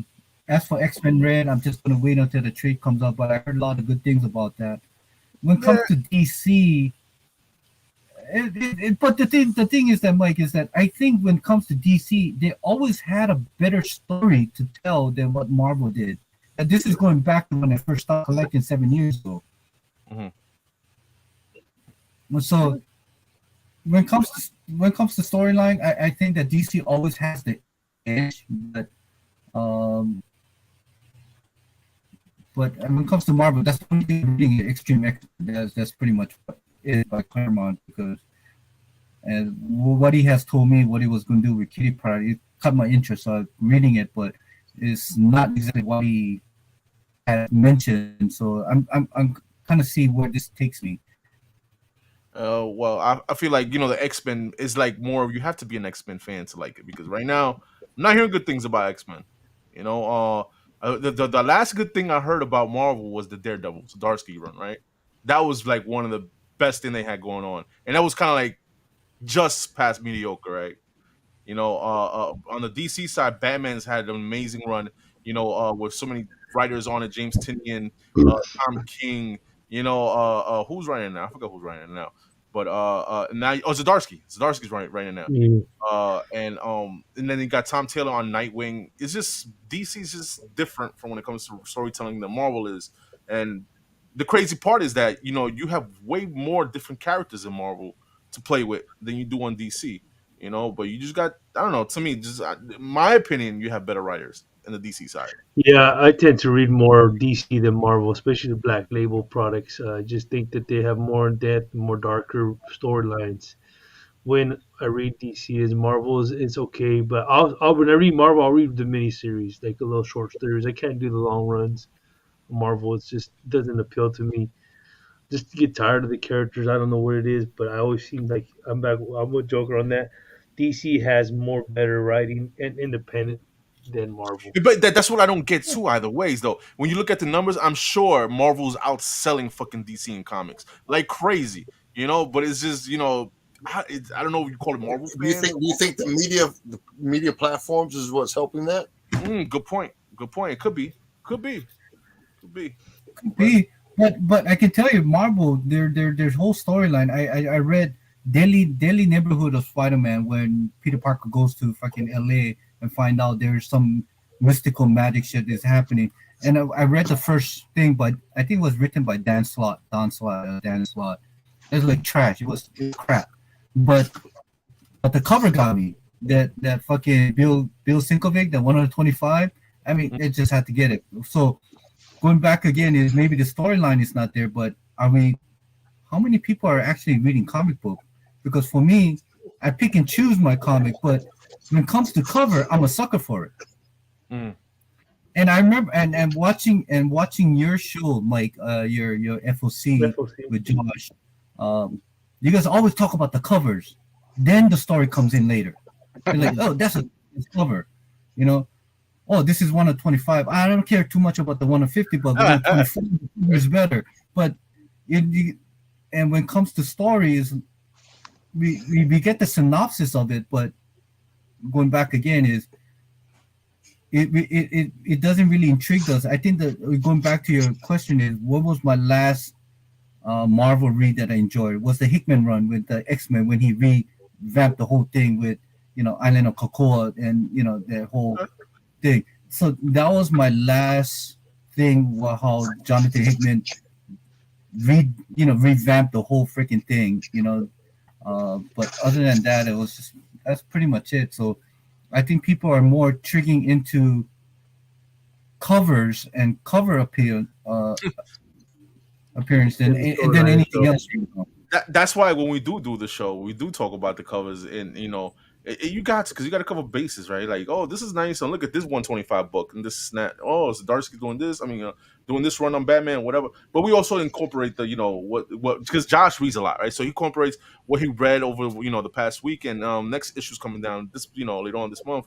Pre-order your book, and he'll give you his opinion and his idea on the book, and it's up to you whether oh shit, that sounds all right, let me give it a try, or whatever.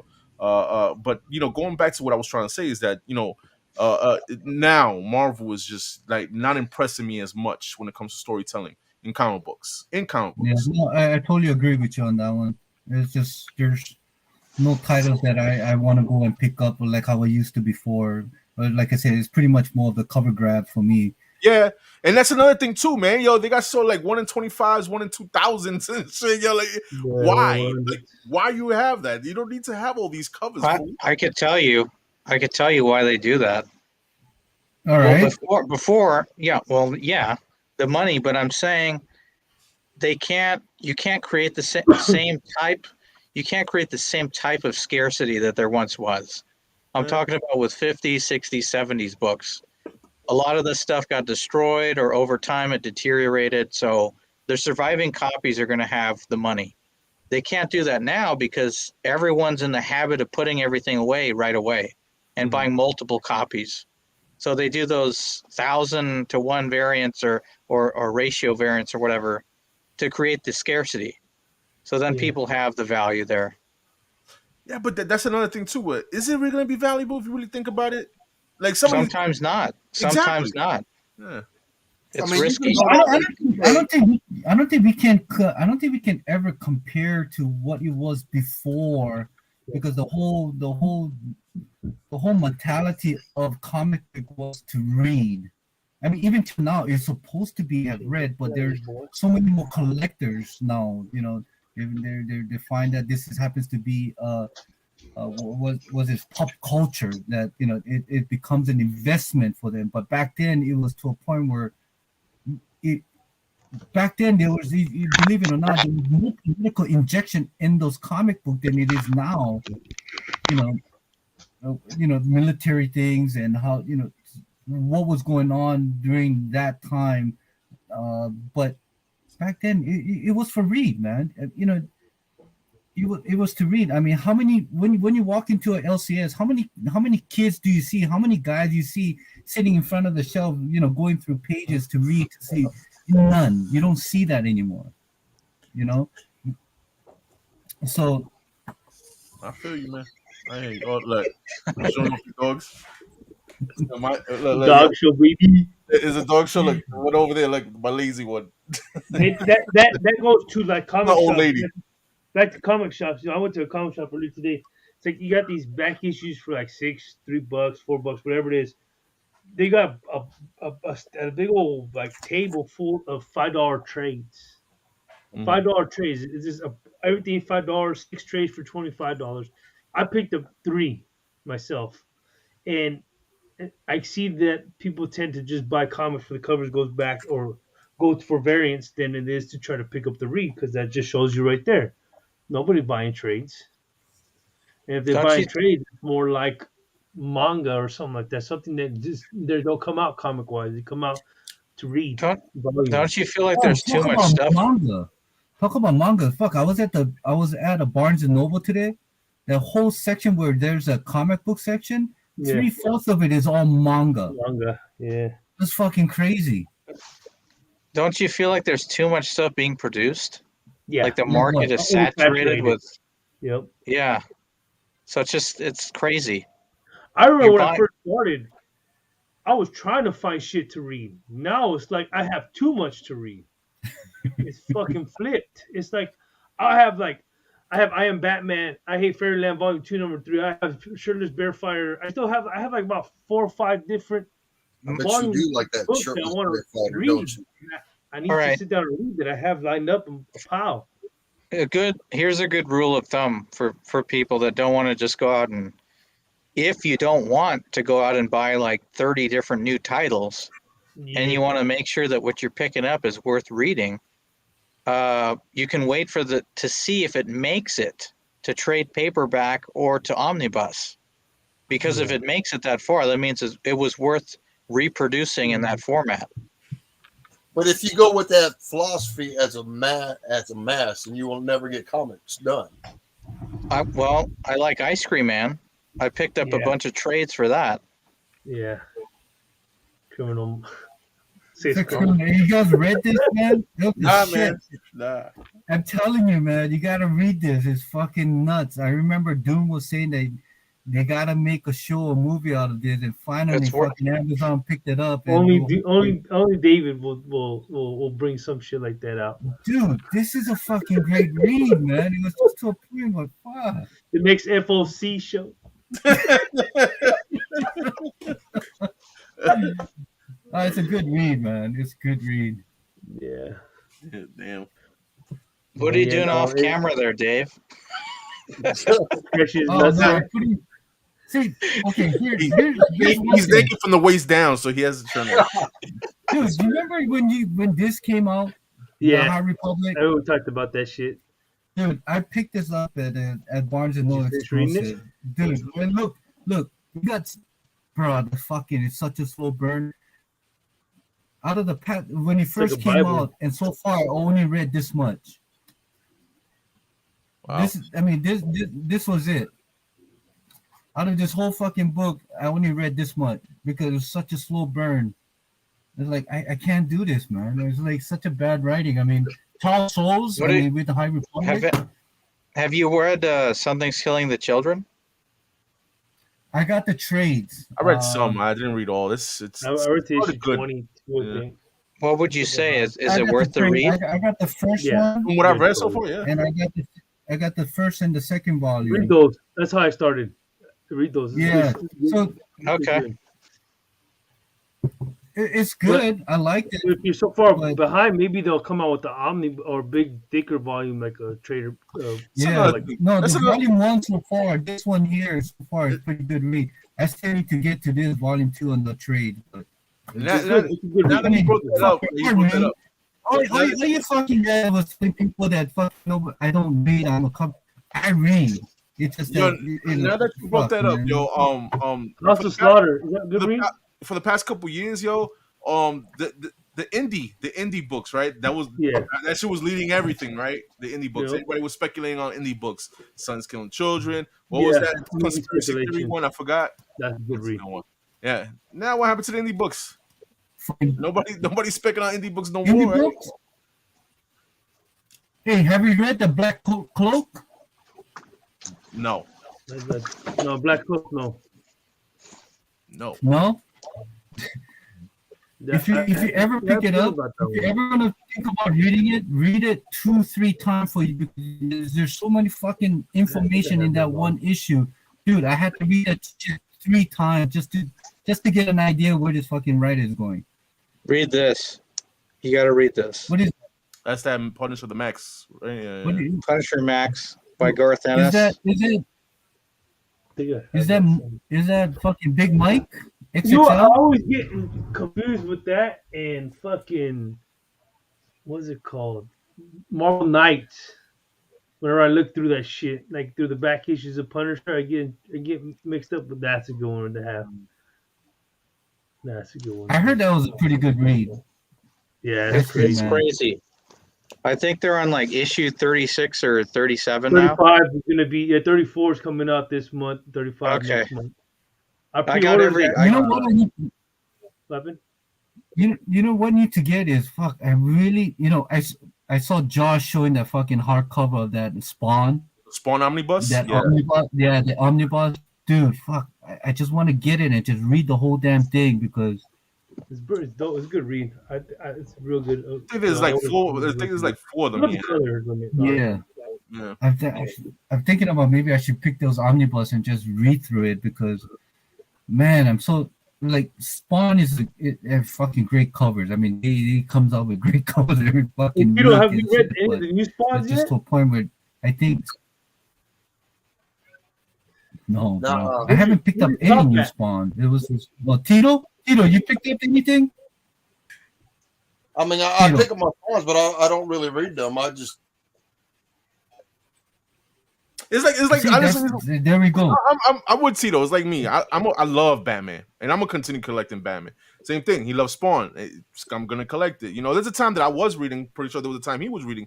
It's just you fall back into other things, and but I'm still collecting Batman. I'm gonna collect. That's like the only new book that I collect. The Batman. That's it. it's the same thing with me. I just gotten into the toys more than Than the comics. So. Yeah. Yeah, I switched up too. I'm more into this. I'm not even comic book related. I'm into sneakers now. I'm buying sneakers, so that's my whole thing now. I'm like to a point I'm ready to sell my whole collection to buy a car. I want to buy a car, so yeah. Damn. Fuck, man. I got into this fucking pop shit. It was like, fuck, man. I got into these Super 7 Nightmare Before Christmas figures. There you go. Yeah, that's a nice one. There it is. That's the Snake Eyes. Okay. That's the Hasbro one. Good shit. Yeah, you get into phases. I remember I get into some cards by these horror cards this guy did. I think it's Mark Spears. He does dope ass cards. I think I showcased a few of them on my Instagram. But dude, his art's crazy. The biggest thing to me about comics right now is that one of the reasons why I got turned off is the LCS is here.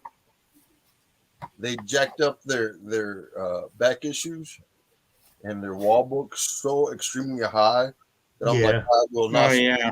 Fuckers, so I just don't go, and that's one of the reasons. And I don't like really buying online. I like going to the shops and getting them, but it turned me off so bad that it's just like I'm not here to support. So that's You could try to trade. Trade what? Yeah.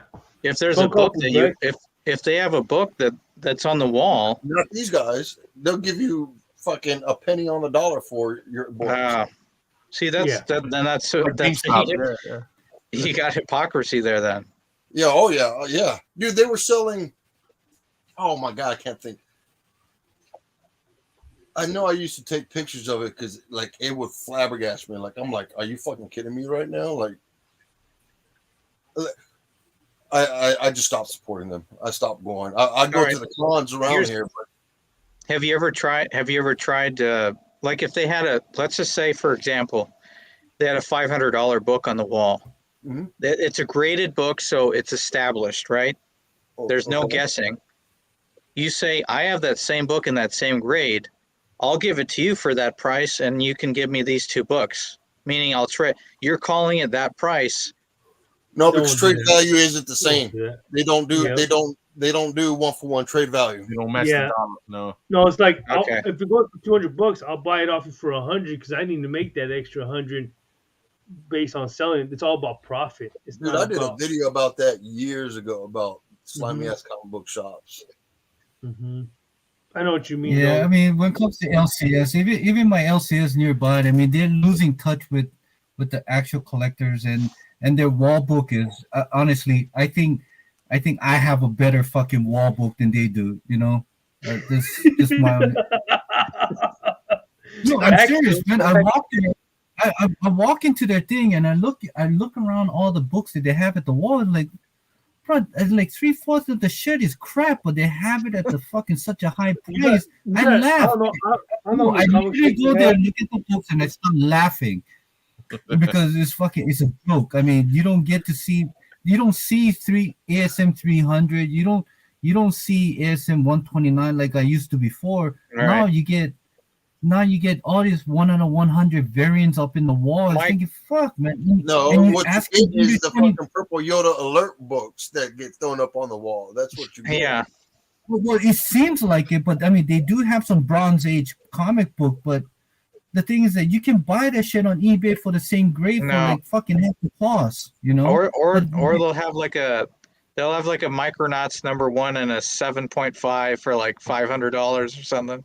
Dude, that's what they had. I mean, it's not a crazy. Micronaut. It's crazy. They had, the thing #1. Okay. Yeah. It was like I want to say $75. I was like, are you fucking kidding me right now? That thing or the thing as a human Fantastic Four.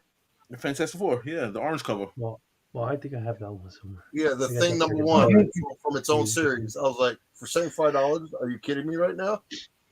Yeah, and they bitch about how, you know, and they bitch about how they were not supportive. Like, come on, it's the same thing. If I ever run an LCS and stuff, I think to a point where it has to be more of an enjoyment, to a point where if you don't love the passion for the thing anymore, fucking just sell it. Because I can tell you the majority of this comic book shop, the LCS store, I can tell you right now, they're not enjoying what they have. And they lost their passion of fucking years ago, decades ago, and now they're just trying to. I don't know what they're trying to do. I mean, fuck, you got a back issue that is fucking worth $5 to $7. I'm like, God, and $1 books is all on. I don't know. It's just, to me, it's like they lost touch with the collectors. Yeah, no, I don't know. I think like the thrill of the hunting. I think it's just like I'll go to an LCS and they'll have these Adam Hughes covers for like $20, $15, $30. And you go to an LCS, the back issue has them for $6 a pop. So you have to know what you're gonna buy and have to do your research too to know what you're gonna get, because some LCSs don't know what they have and some do. So it all depends on your clientele and all depends on your knowledge of hunting. That's what the thrill is. When you hunt and you know your knowledge, you kind of applaud yourself in your head for being that patient person to finding the right time to purchase the book. Because like there's times where you'll see a book, like you guys said earlier, and it's ridiculous amount. Well, fuck, you wait a month or two, you go to a different comic shop, you might find it for a fraction of that price, $10. And it's Well, you have understand, but imagine I made a trip all the way north of Washington. I think it was like a 45 to 50-minute drive. Okay. Yeah. And got there, and they have almost nothing. I mean, but I had to walk out there with something because it just That's your first to mistake. make my trip there make That's your first worthwhile mistake. because I don't want to walk out there There's a empty-handed. fucking Chick-fil-A right around the corner. There's a fucking In-N-Out burger right there. Treat yourself with something to snack. Don't buy that There- fucking $60 book just because you wanted to. Then you No, go no, somewhere else about a month later, it's $10. I'm with Gomez. Hey, I hey, like look Gomez. to the I'm chat just talking saying, about I got all these fucking okay, books and they're not one. worth In, it. in I'm just saying, Washington, we don't have In-N-Out burgers. We don't have In-N-Out I've burgers. no, I've been through that phase where I've had a few books in my hand and said, "Nah, fuck this. I'm gonna get to find it somewhere else cheaper. I can just put them down, and I go somewhere else, or I'll buy that one book that I know I won't find nowhere else, and maybe a $10 book." But I'm with you on David. But then again, I've learned as a knowledgeable collector that you can't win every time. No matter what, you're gonna take the L. I've driven to Fremont, 45-minute drive, went to Half Price Books. I had 5 books in my hand. They're good books, but they're beat to shit. I'm like, why am I getting these books for $2, $3? They're beat to shit. They're not even quality. And to me, I was like, no point. So I put them back and I just walked out. And I just went myself. I went to fucking Chick-fil-A right around the corner and had myself a fucking shake and a fucking for $15. You make me hungry, bro. Yeah, you make me hungry, man. I'm just saying, Jim. I know I what see you're saying, this but see, but you brought this story up, David, a few times. So I think about you when I shop. I say, no, don't be that guy. Don't be him, I know the sad story. I don't be that guy where I walk out with something and be like, Hey, fuck. hey, as long as I can be your conscience, I'm good. I thank you for that, my brother, for sharing that knowledge. Hey, but Rich is right, man. Like in my head, I'm still stuck in 2016, 2015, 2017. So when I see these prices, like, okay, here's an example, right? You pop up a book in front of me. I'm going to say that's a $45 book. You turn around and tell me it's a $130 book. Yeah, like yeah, I my know what you're market saying. value versus your market value is It's so so out of fucking- touch that I just can't even fuck with it no more. That's like All right, $6.55. so here. All right. Yep. You just hold So it up. Tito, what you just said. You need to get the new Are thing. do you subscribe to any data tracking service for comic book sales? Nah, No. just toys. If you look, I see what you're saying. I see what you're saying with like where your mentality is with the prices, but there's a natural line, a trajectory for growth for different books. Yeah. Yes. So, but within the last 2 years, you got all this weird irregularity of everything going 10 times the price. Mhm. I think I'm not giving any advice. Don't take this as, gospel or anything like that. I think things are returning to their natural line of trajectory. Yes. I think that they're higher than they were before all that crazy stuff, but they're not where they were at the top. Right. No, yeah, I agree. And it's hard to come even in the same baseline as it was, 2019 and 2018 for multiple reasons. But the most important reason is because a lot of the books were overpaid. And a lot of people don't want to, they're okay with loss, but not that much of a loss. So it's still going to be high. It's not going to be never the same. Right. I don't think the prices will ever return. The fucking ASN1, the ASN1 M&M fucking people paying $50,000. It's fucking ridiculous, man. I'm saying 2016. I don't see anything going back to 2016 prices. Yeah. In general. Unless you're fucking in I understand. I mean, well, depending what book, though. You guys talking about the blue chip books. I mean, of course, that's going to stand in time. No, we're talking about any book in general. Look at fucking first appearance in of general. Nebula. In general, Okay? Have we keep track of fucking that Avengers, that the first appearance of Nebula? Remember when Nebula, that book was a fucking like $50-$60 book? Right? Yeah, but universally recognized characters. That's what I'm talking about. So it could be a smaller character like Gambit even. I don't see Gambit being 2010, 2012 prices again. I don't see that. I think it's already found. Yeah. Well, wait until he shows up in MCU. Well, I mean, what ultimately happens is once the character shows up, give it a year and a half, 2 years, the book's gonna go back down. Case in point, fucking Iron Man 55. case in point, ASM 300. You know, It's still 4K. I remember for the longest time, ASM 300 was only like $2,000, like for a 9.8. Yeah. Oh no, I get that, but if you think about the peak when Venom first like was announced, how it was all the way up, that fucking book was almost a $7,000, $8,000 direct edition. That was ridiculous. I think that was ridiculous. Well, that's what I'm saying. Once the character shows up and is gone, the hype. Yeah. That's when you go back in it. Iron Man 55. Remember how much that motherfucker was going for? Look at it now. Yeah, the Carnage book was a perfect example that David was talking about earlier. That 361. Yeah. You know, a 9.8 was what? Now look at a 9.8 now. You can get that shit easily for cheap. Yeah, like you know, book. But Rich sent me a picture of a Clone Wars #1 variant 9.8 for $7,000.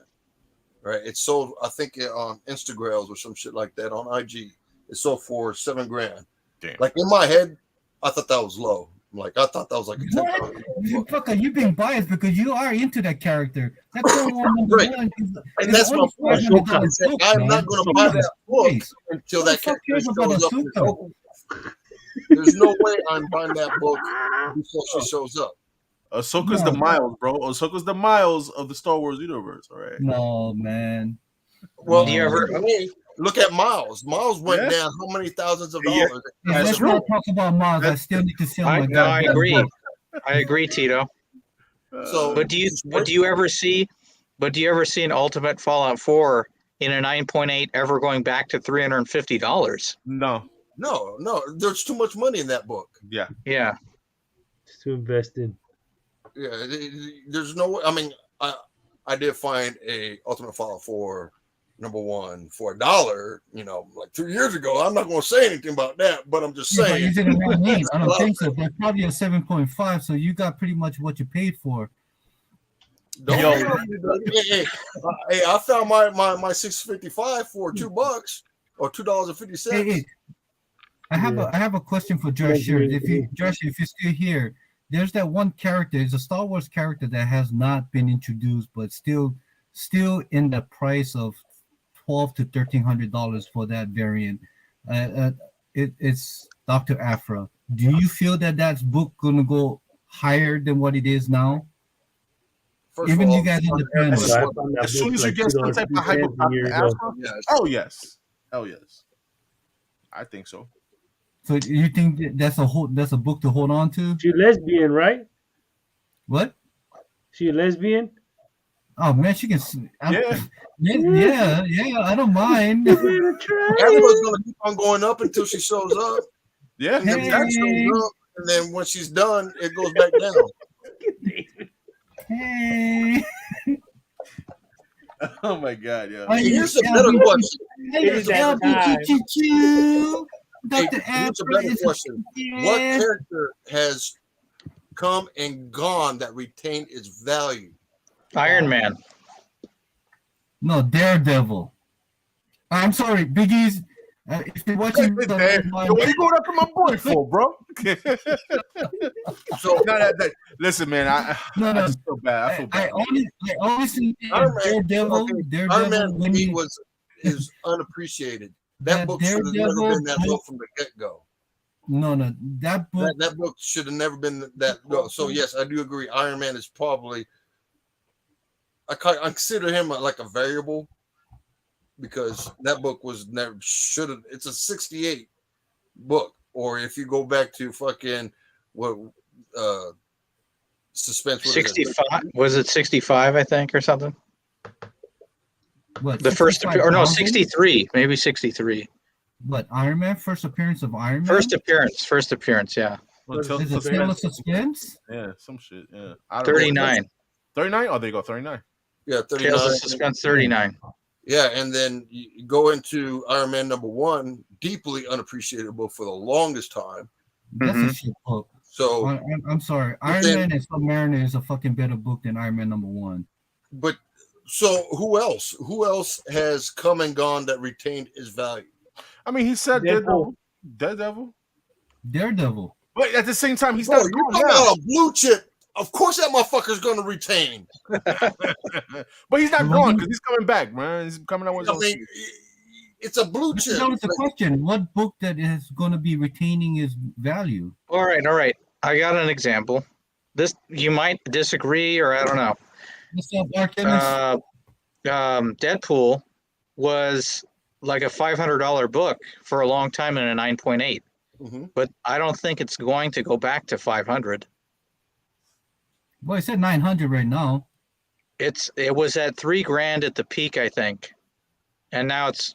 Do you think it's going to sink lower back to 5 again, or has that become a major character to the point where it's like mainstream? I don't know. It depends. It all depends. I think a very right now, price is 400 at a 9.8. If they make animated cartoons based on him, then yeah.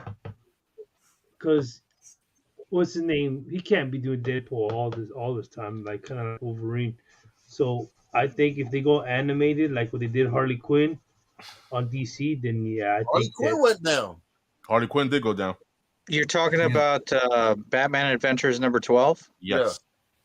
Yeah. Damn, I didn't know about Quinn that. went down to fucking Nightwing, Batman, or Joker. She went down. I think all books went down. Yeah, well, at one point, yeah, I remember you guys talking about the market being dropped majorly now because they announced this movie shit coming out. You start to see a little peak, yeah. Now with the news, you see a little peak. But you know what's funny, right? And I'm gonna crack on you, Joker, and your panel over there at Biggie's auctions. And you already know I want to get on Biggie's auction. I want my first appearance on coming soon. Saturday auctions coming soon, Tito. All right, coming soon. All right, okay. But here's the funny thing: is there as far as the comic book community, YouTube, different platforms. Are we happy that DC is coming because of the stories or the money that is being made? Story. Mine's a story. I say that because I'm going to use your auction from 2 weeks ago and last week. Right, 2 weeks ago there was no DC. Like maybe I think I was the one that actually said something about DC.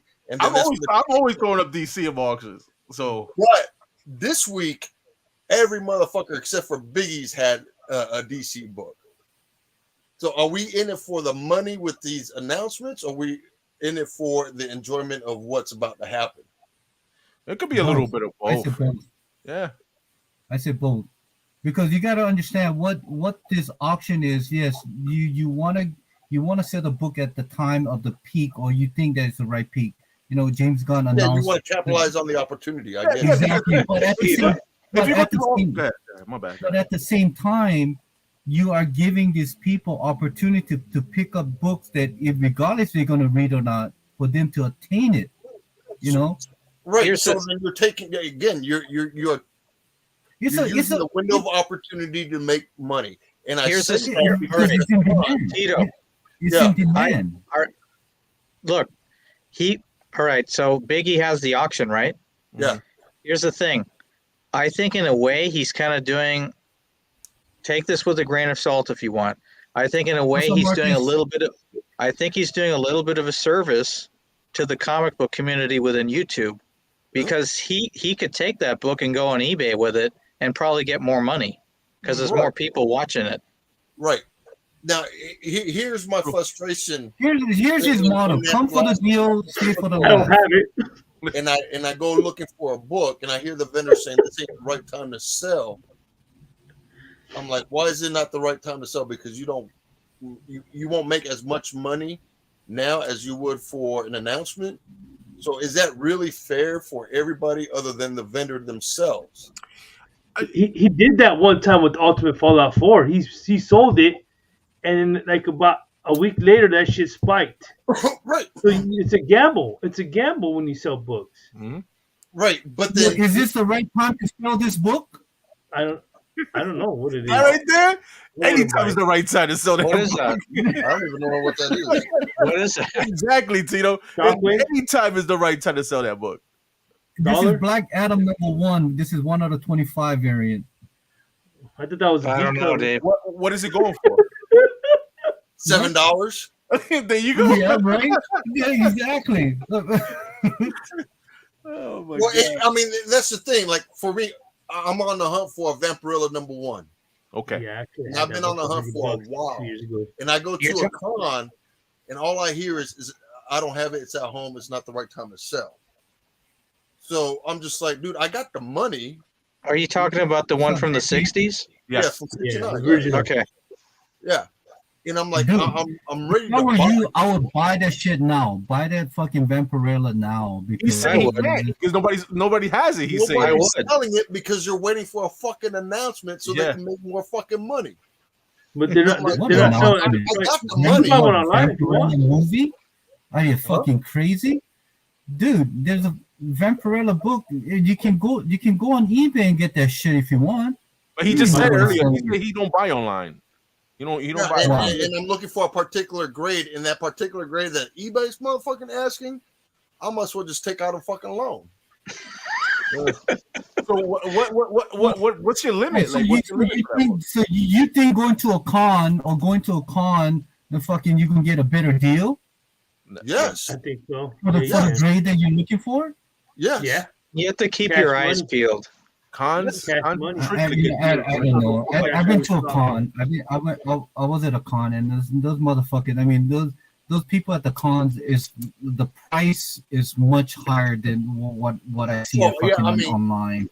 That yes, that is a true statement. Cons they overinflate the fucking price because they're looking They for con you. little schmo that doesn't know about prices to fucking get them. Yeah. But if you like, here's the thing, right? You go to a convention and you see a Vampirella #1 at a 8.0, and they have it for like $12,000.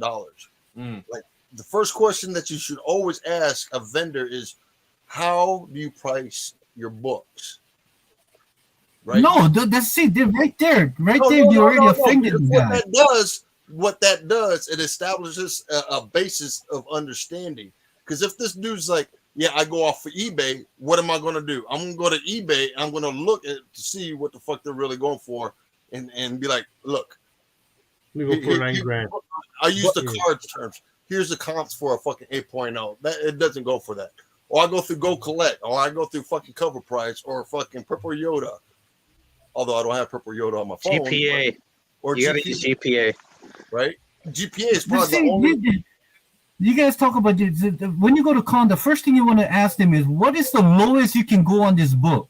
Have fun with that, kid. That's who. No.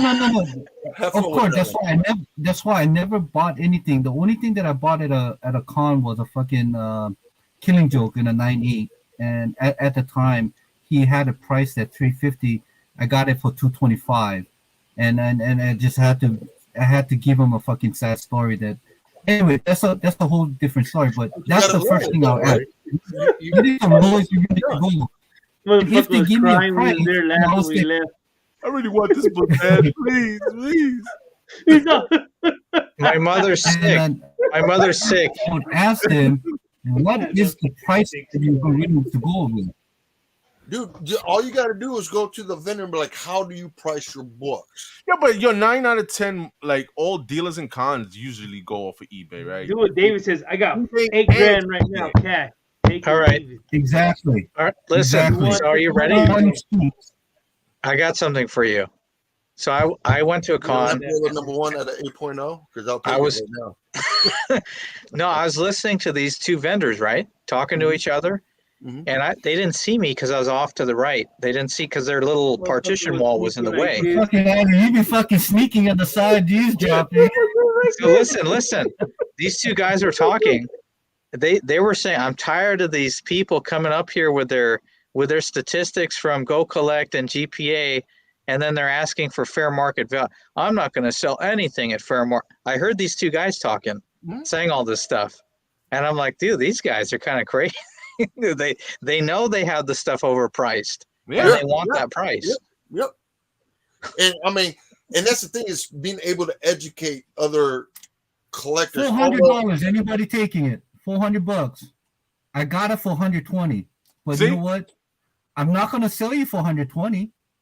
You can I'm well gonna you sell can start you off for- at 100. You can maybe start the off at lowest- 120. lowest we're willing to go is $300. Why wouldn't you start it at 120 if you got 120? Because I probably can sell that fucking eBay for $350. So $300 What is the going rate? What is the going rate? 350. So that's $350 for fair. that book? But see, the vendors aren't asking that. That They're book asking will like crash so $750. hard. Oh my god, that book's gonna crash so hard.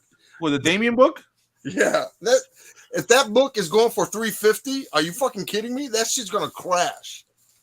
Yeah, that book until you get a glimpse of Damien, because right now you're not gonna see that character at all for a while. Yeah, that you're gonna see a dip on that book. You are. You're gonna see a dip. Yeah, it's probably going to down to maybe 250, maybe 200. If you're not selling Right it now, now, this is your chance right now. Auction is at 300 right now, and you still got like fucking 2 more days to go on a 9.8. I posted mine up for fucking $4.95 because I'm not thinking to selling it, but if somebody fucking dumbass to fucking give me a $400 best offer, I'm selling that shit. Yeah, That book was like a $75 to $100 book that jumped up to fucking $350 or $400. That bitch is going to crash. But you got to understand. I mean, you guys talk about, there's nothing to understand. That bitch is going to crash. that character, new character that people don't understand. But out of all the Robins that I have been reading, this Damian Wayne is a badass. Is one of my favorite fucking Robins. Oh, dude, I'm a Damian Wayne fan. One of the best things you could do right now is upgrade your existing collection.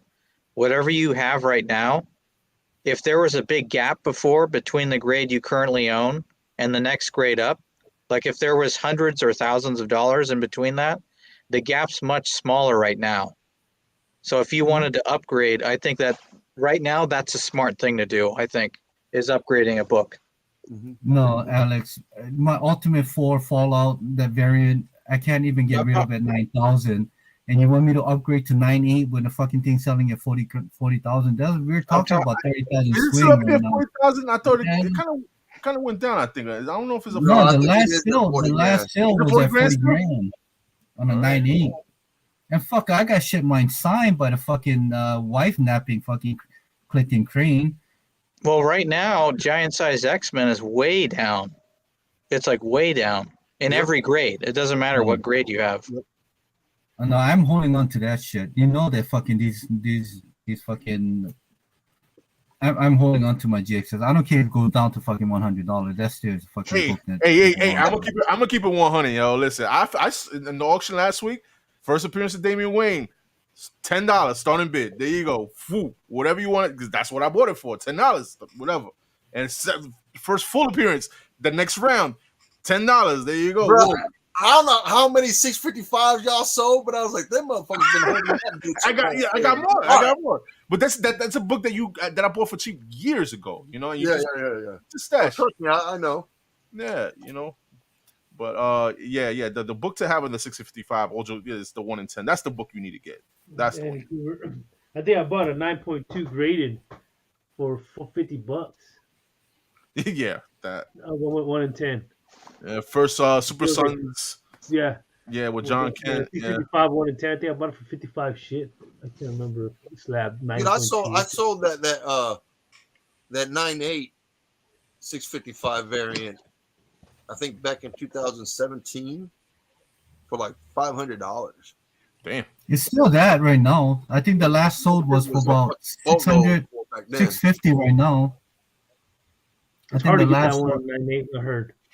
It is. The back. It is. The back All right. So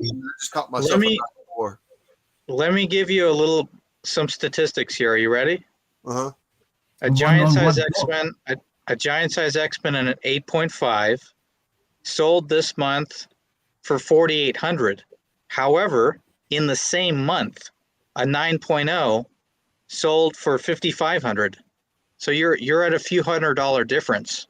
If you wanted to upgrade, you could sell your copy and upgrade to a 9. That's a $700 difference. But before you were looking at thousands of dollars difference. The difference is much smaller now. But you know what's funny? Me and Rich were talking about this. While the I say about 4.5s to about 7.5, they've been pretty consistent. It's the fucking entry level books that have gone skyrocket, and it's fucking weird as fuck to me. Like what you thought was you can get into, a giant size or a 181, it's like it skyrockets and then it levels off and then it skyrockets again.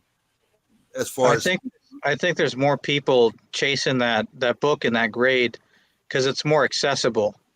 If you've got $1,000 book, there's more people that can go after that than a $3,000 or $4,000 book. Yeah, but it just the price increase of the entry level books has fucking skyrocketed. I think everyone's cleaning up those grades. I mean, they're taking them off the market. You know what I'm saying? Right. Yeah, I think when it comes to the blue chip, I think you'll see when it comes to Hawk 181, I think like 8.0, 9.2 is Even that book. You don't see 9.8, 9.6 as not like before, man. No. Hey, No, Rich, I got even- all them keys. I'm just saying that. I'm just throwing that. I got pretty much all Damian Wayne keys. Yeah. All right, This is the time to catch those blue chip books. I mean, they're not cheap, but get them now. Because everybody's focused on DC. The same way that last year everybody was focused on Marvel and what's going on. Everybody should have grabbed the DC books. But Man, I still need to get DC Presents 26. Fuck, man, it's just somehow that book. Teen Titans. I got that in 9 too. I just got that one, a 9.2 signed by Perez. Perez. Yeah. Man, I need to get that in the. I'm looking at a few at a 9.6, and man, it's like That's it's like tough to get in a high grade. Yeah, like a 9.8. yeah. And a 9.6, they're going for at least about 450 to 500 on a 9.6. I figure that's. But fuck, man, I need to sell this Black Adam fucking variant for me to start getting this book. But it's like, What you talking about? White Adam. Why would you even buy that bullshit ass book? What? Why would you even buy that bullshit ass book? Because it's What? 1 in 25. Let me ask you something. What you bought? How much you paid for that book? For what? That White Adam book. Oh, the Black Adam? I got it for $5. Okay. All right. But it's like it's stupid for me to sell it for $7 after fee. Fuck, I break even. And like, It's before you even buy that son bitch. Why'd you even buy it? dude, I think I mentioned this on my last thing. Is that 3/4 majority of my books? I have 4 short boxes right here, right in front of me. I'm looking to my left, and it's all spec book that didn't plan out. Nah, I hear you. I'm in that boat. I'm in that boat. Yeah. Fuck. How much money? Yeah, if you would have saved that money, you probably would have bought yourself a nice mid-level. 100% right, bro. 100% right. If I didn't get married and had kids, I probably would have fucking gotten the AR-15. What if? That was a great topic we talked about, huh? Never pan out. What if? Yeah. See, Yeah. you. Oh yeah, that's a nice one. What is that? 9.2? 9.4. 9.4? I graded this myself. Bought it raw. I think I paid like $1.50. Not $1.50, like $1. It's 150. Okay. Not bad. Is that a newsstand? Is that? Yeah, newsstand. Let's see. You don't need that. Fuck, I tell you didn't care for the newsstand or direct. It was what was there though. I didn't seek it. It was just what was there. Hey, believe it or not, a few years back, a lot of people really didn't notice or cared if it was a newsstand in direct. I know. I agree. It was people that put monetary value is when they started caring. The influencers. I've never bought in. We talked about it on the channel too. The Doom was talking about it on the difference between direct and newsstands. And I mean, I feel like it's good knowledge to teach people. When these newsstands were more rarer than directs, right? So look, but here, okay. So David, are you ready? So I never bought into the price variant newsstand phenomena. I never bought into that.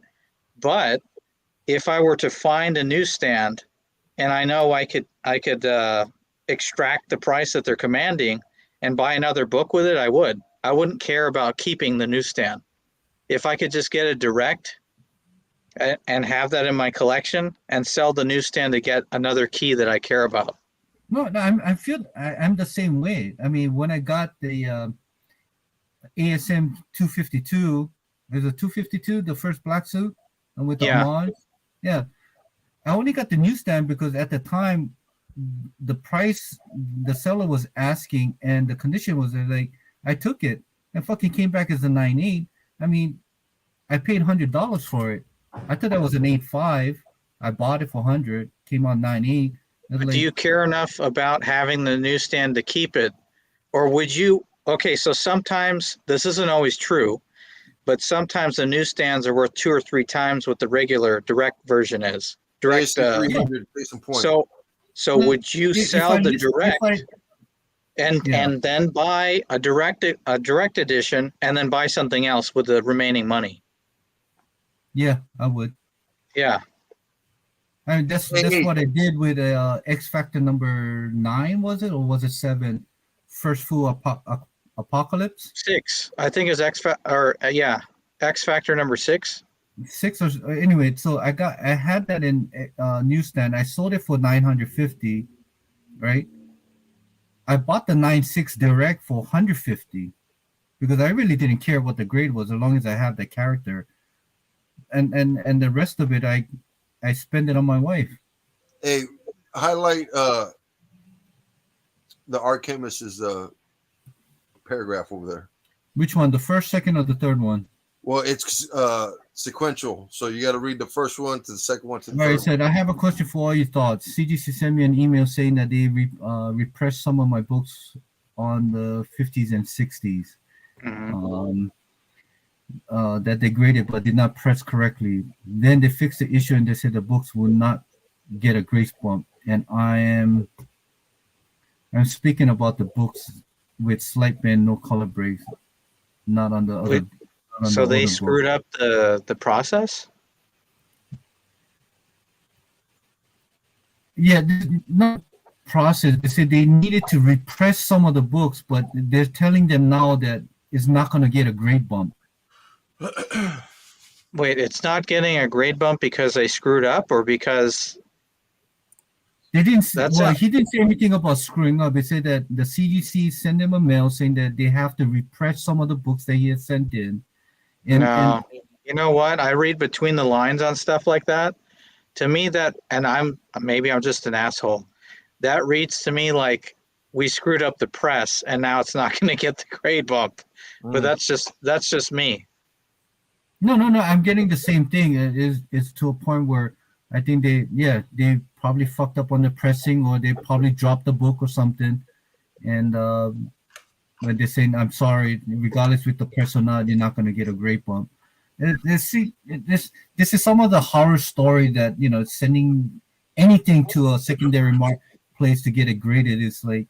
That's why I'm so cautious about even sending any of my books right now, because they say fast turnaround within 3 weeks you'll get your book. You're paying a premium to get the book graded, but how safe is it that you'll get the grade that you? I've heard bad things. There was someone that had a Hulk 181. I forgot which YouTuber this was, but this was like probably about 6 months ago. He sent his Hulk 181 in to get reslabbed, not to grade it, not to do any service. He just wanted it in a new slab because it looked better. But when it came back, it dropped a grade. You see what he lost some money there. CGC, I think when it comes to CGC, I think there is a time. I think there's a time limitation or something that if you surpass certain years, you have to get it graded. But if it's already encased, what the hell? You know what I'm saying? Yeah, I don't know the process about reholdering. I thought at any time that you crack the slab and put it back in, there is a grader on site to make sure that grade is still the same as the book. And if they feel that book has lowered in grade, then it will get changed. And that's And that's how I understood it when it comes to reholdering. There are a lot of books I'll never send to be reholdered. Yeah, me too. Yeah, Yeah. so Yo, that's why fellas, sometimes I'm scared I'm to out. buy those old. All right, Mike. later, fellas. Oh, later, Nice man. looking out. Thanks Alright. for joining, man. Later, guys. All right.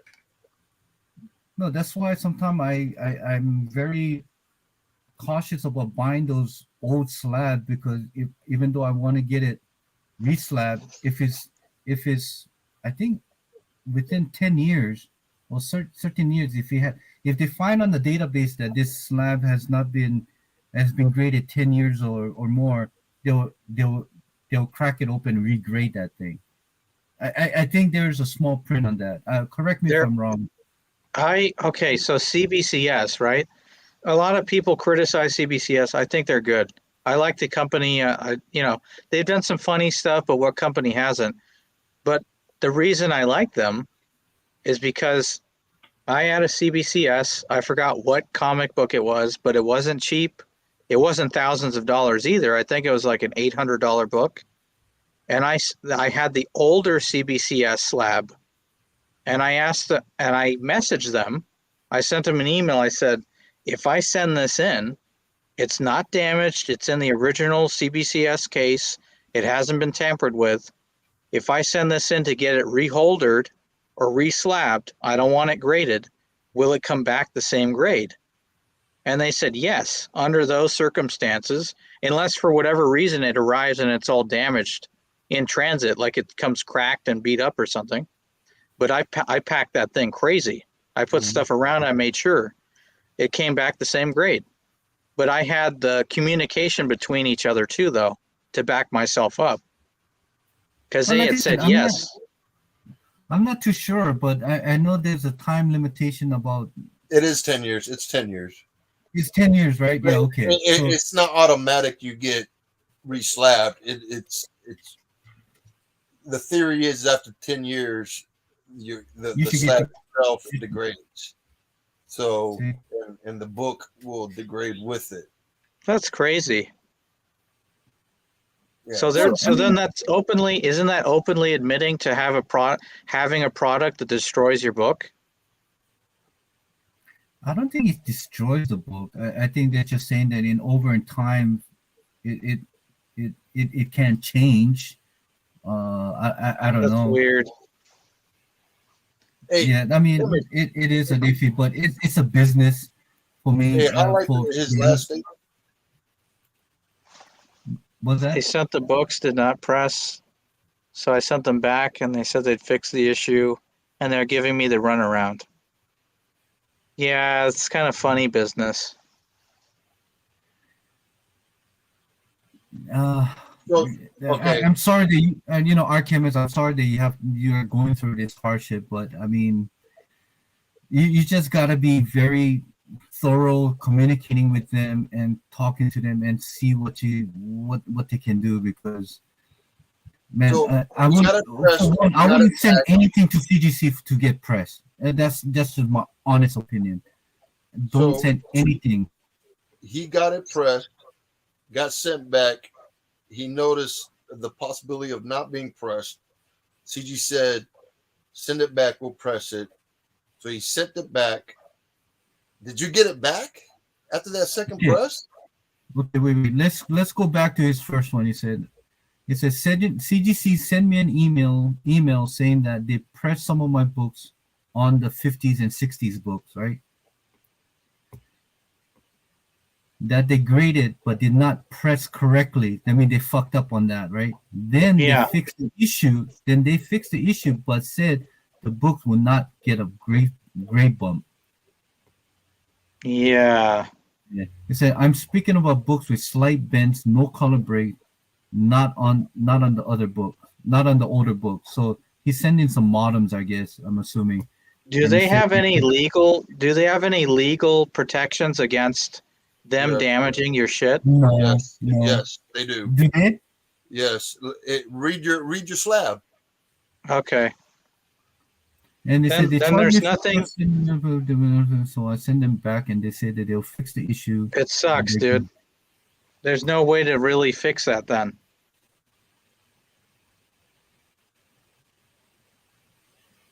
They said they Uh, fixed the issue and they are giving me the runaround.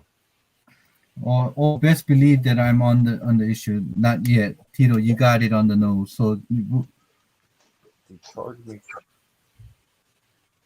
they charge for You pressing. got a free press out of that. Then you got a free press, and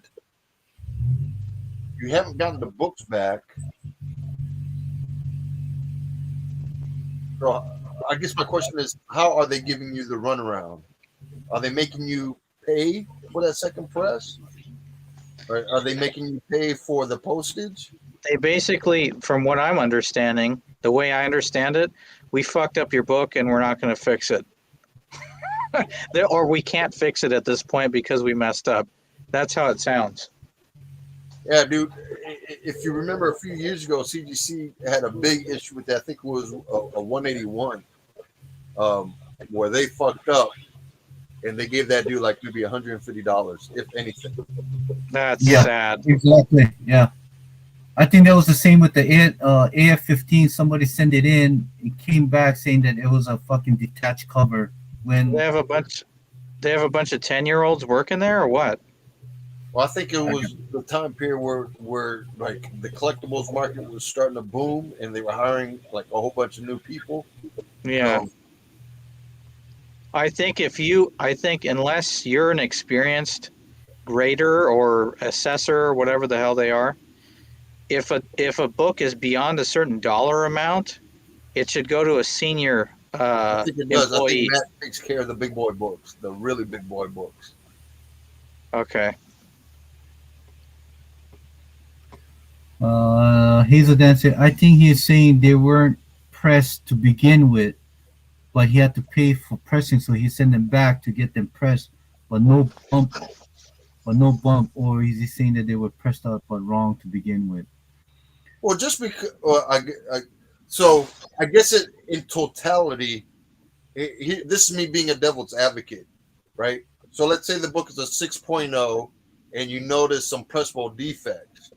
My question is it the pressable defects that's making it 6.0, or is there other defects on that book that's making it a 6.0?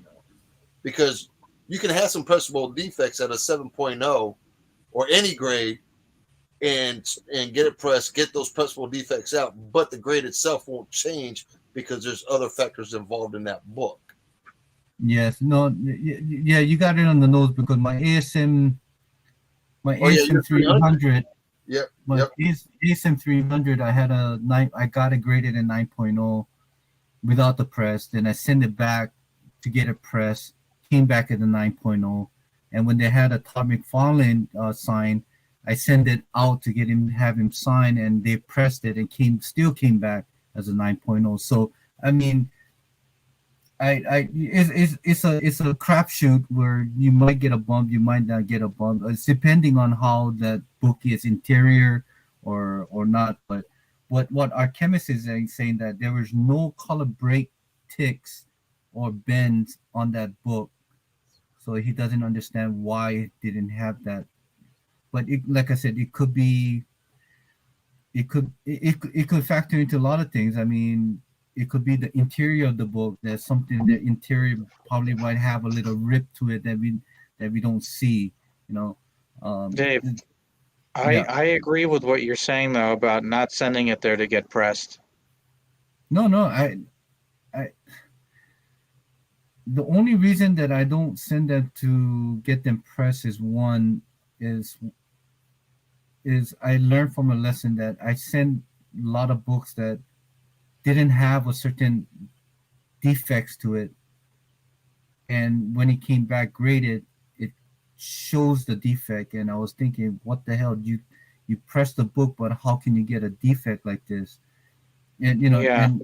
and I get less of that when I send a book to, with to he's got freaking issues. I send it to him, and majority of the books come back as a 9.8 instead of 9.6 or 9.4. Or there's certain things, small little defects that I didn't catch when I submitted in.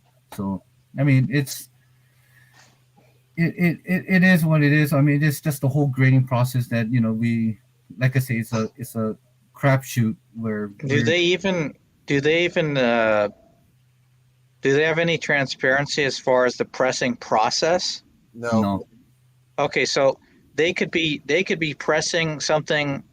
They could be using a formula, whatever it happens to be, a certain temperature within the press, a certain amount of time that the book remains inside the press while it's going through that, and they just use that regardless of what age comic book it is. Silver Age, Golden Age, Modern. They just use the same temperature, same amount of time, same process. If that's true, that's bad Yeah, because the paper stock changes over the decades. There's yeah. different fibers that are used in different types of paper.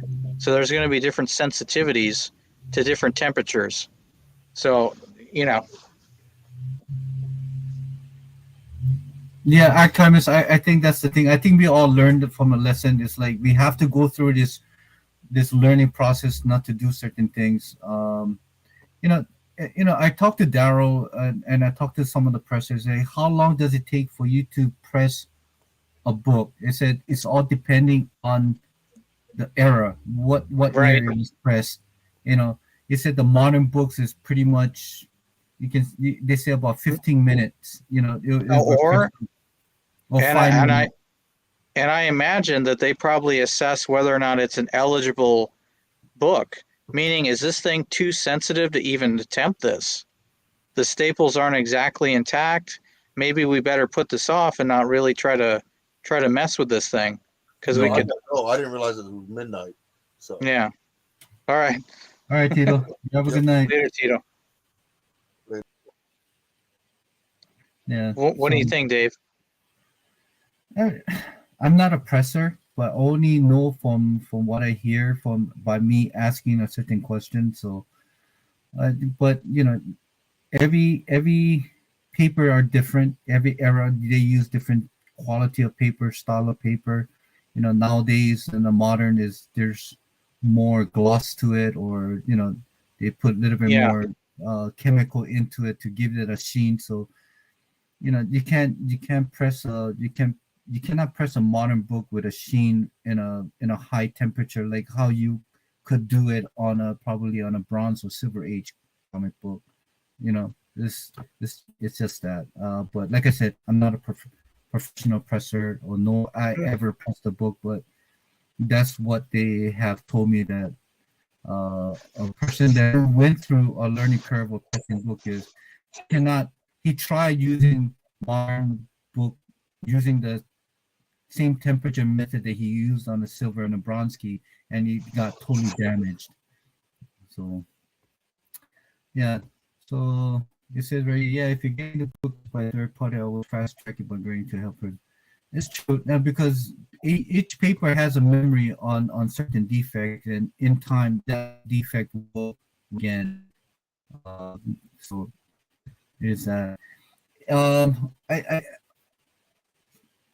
it's going into pretty much almost 3 hours into this. So Alex, I have to get ready for tomorrow morning to get back to work. So you wanna add anything before we say No, goodbye? I'm good. I'm good, Dave. Yeah, I'm good.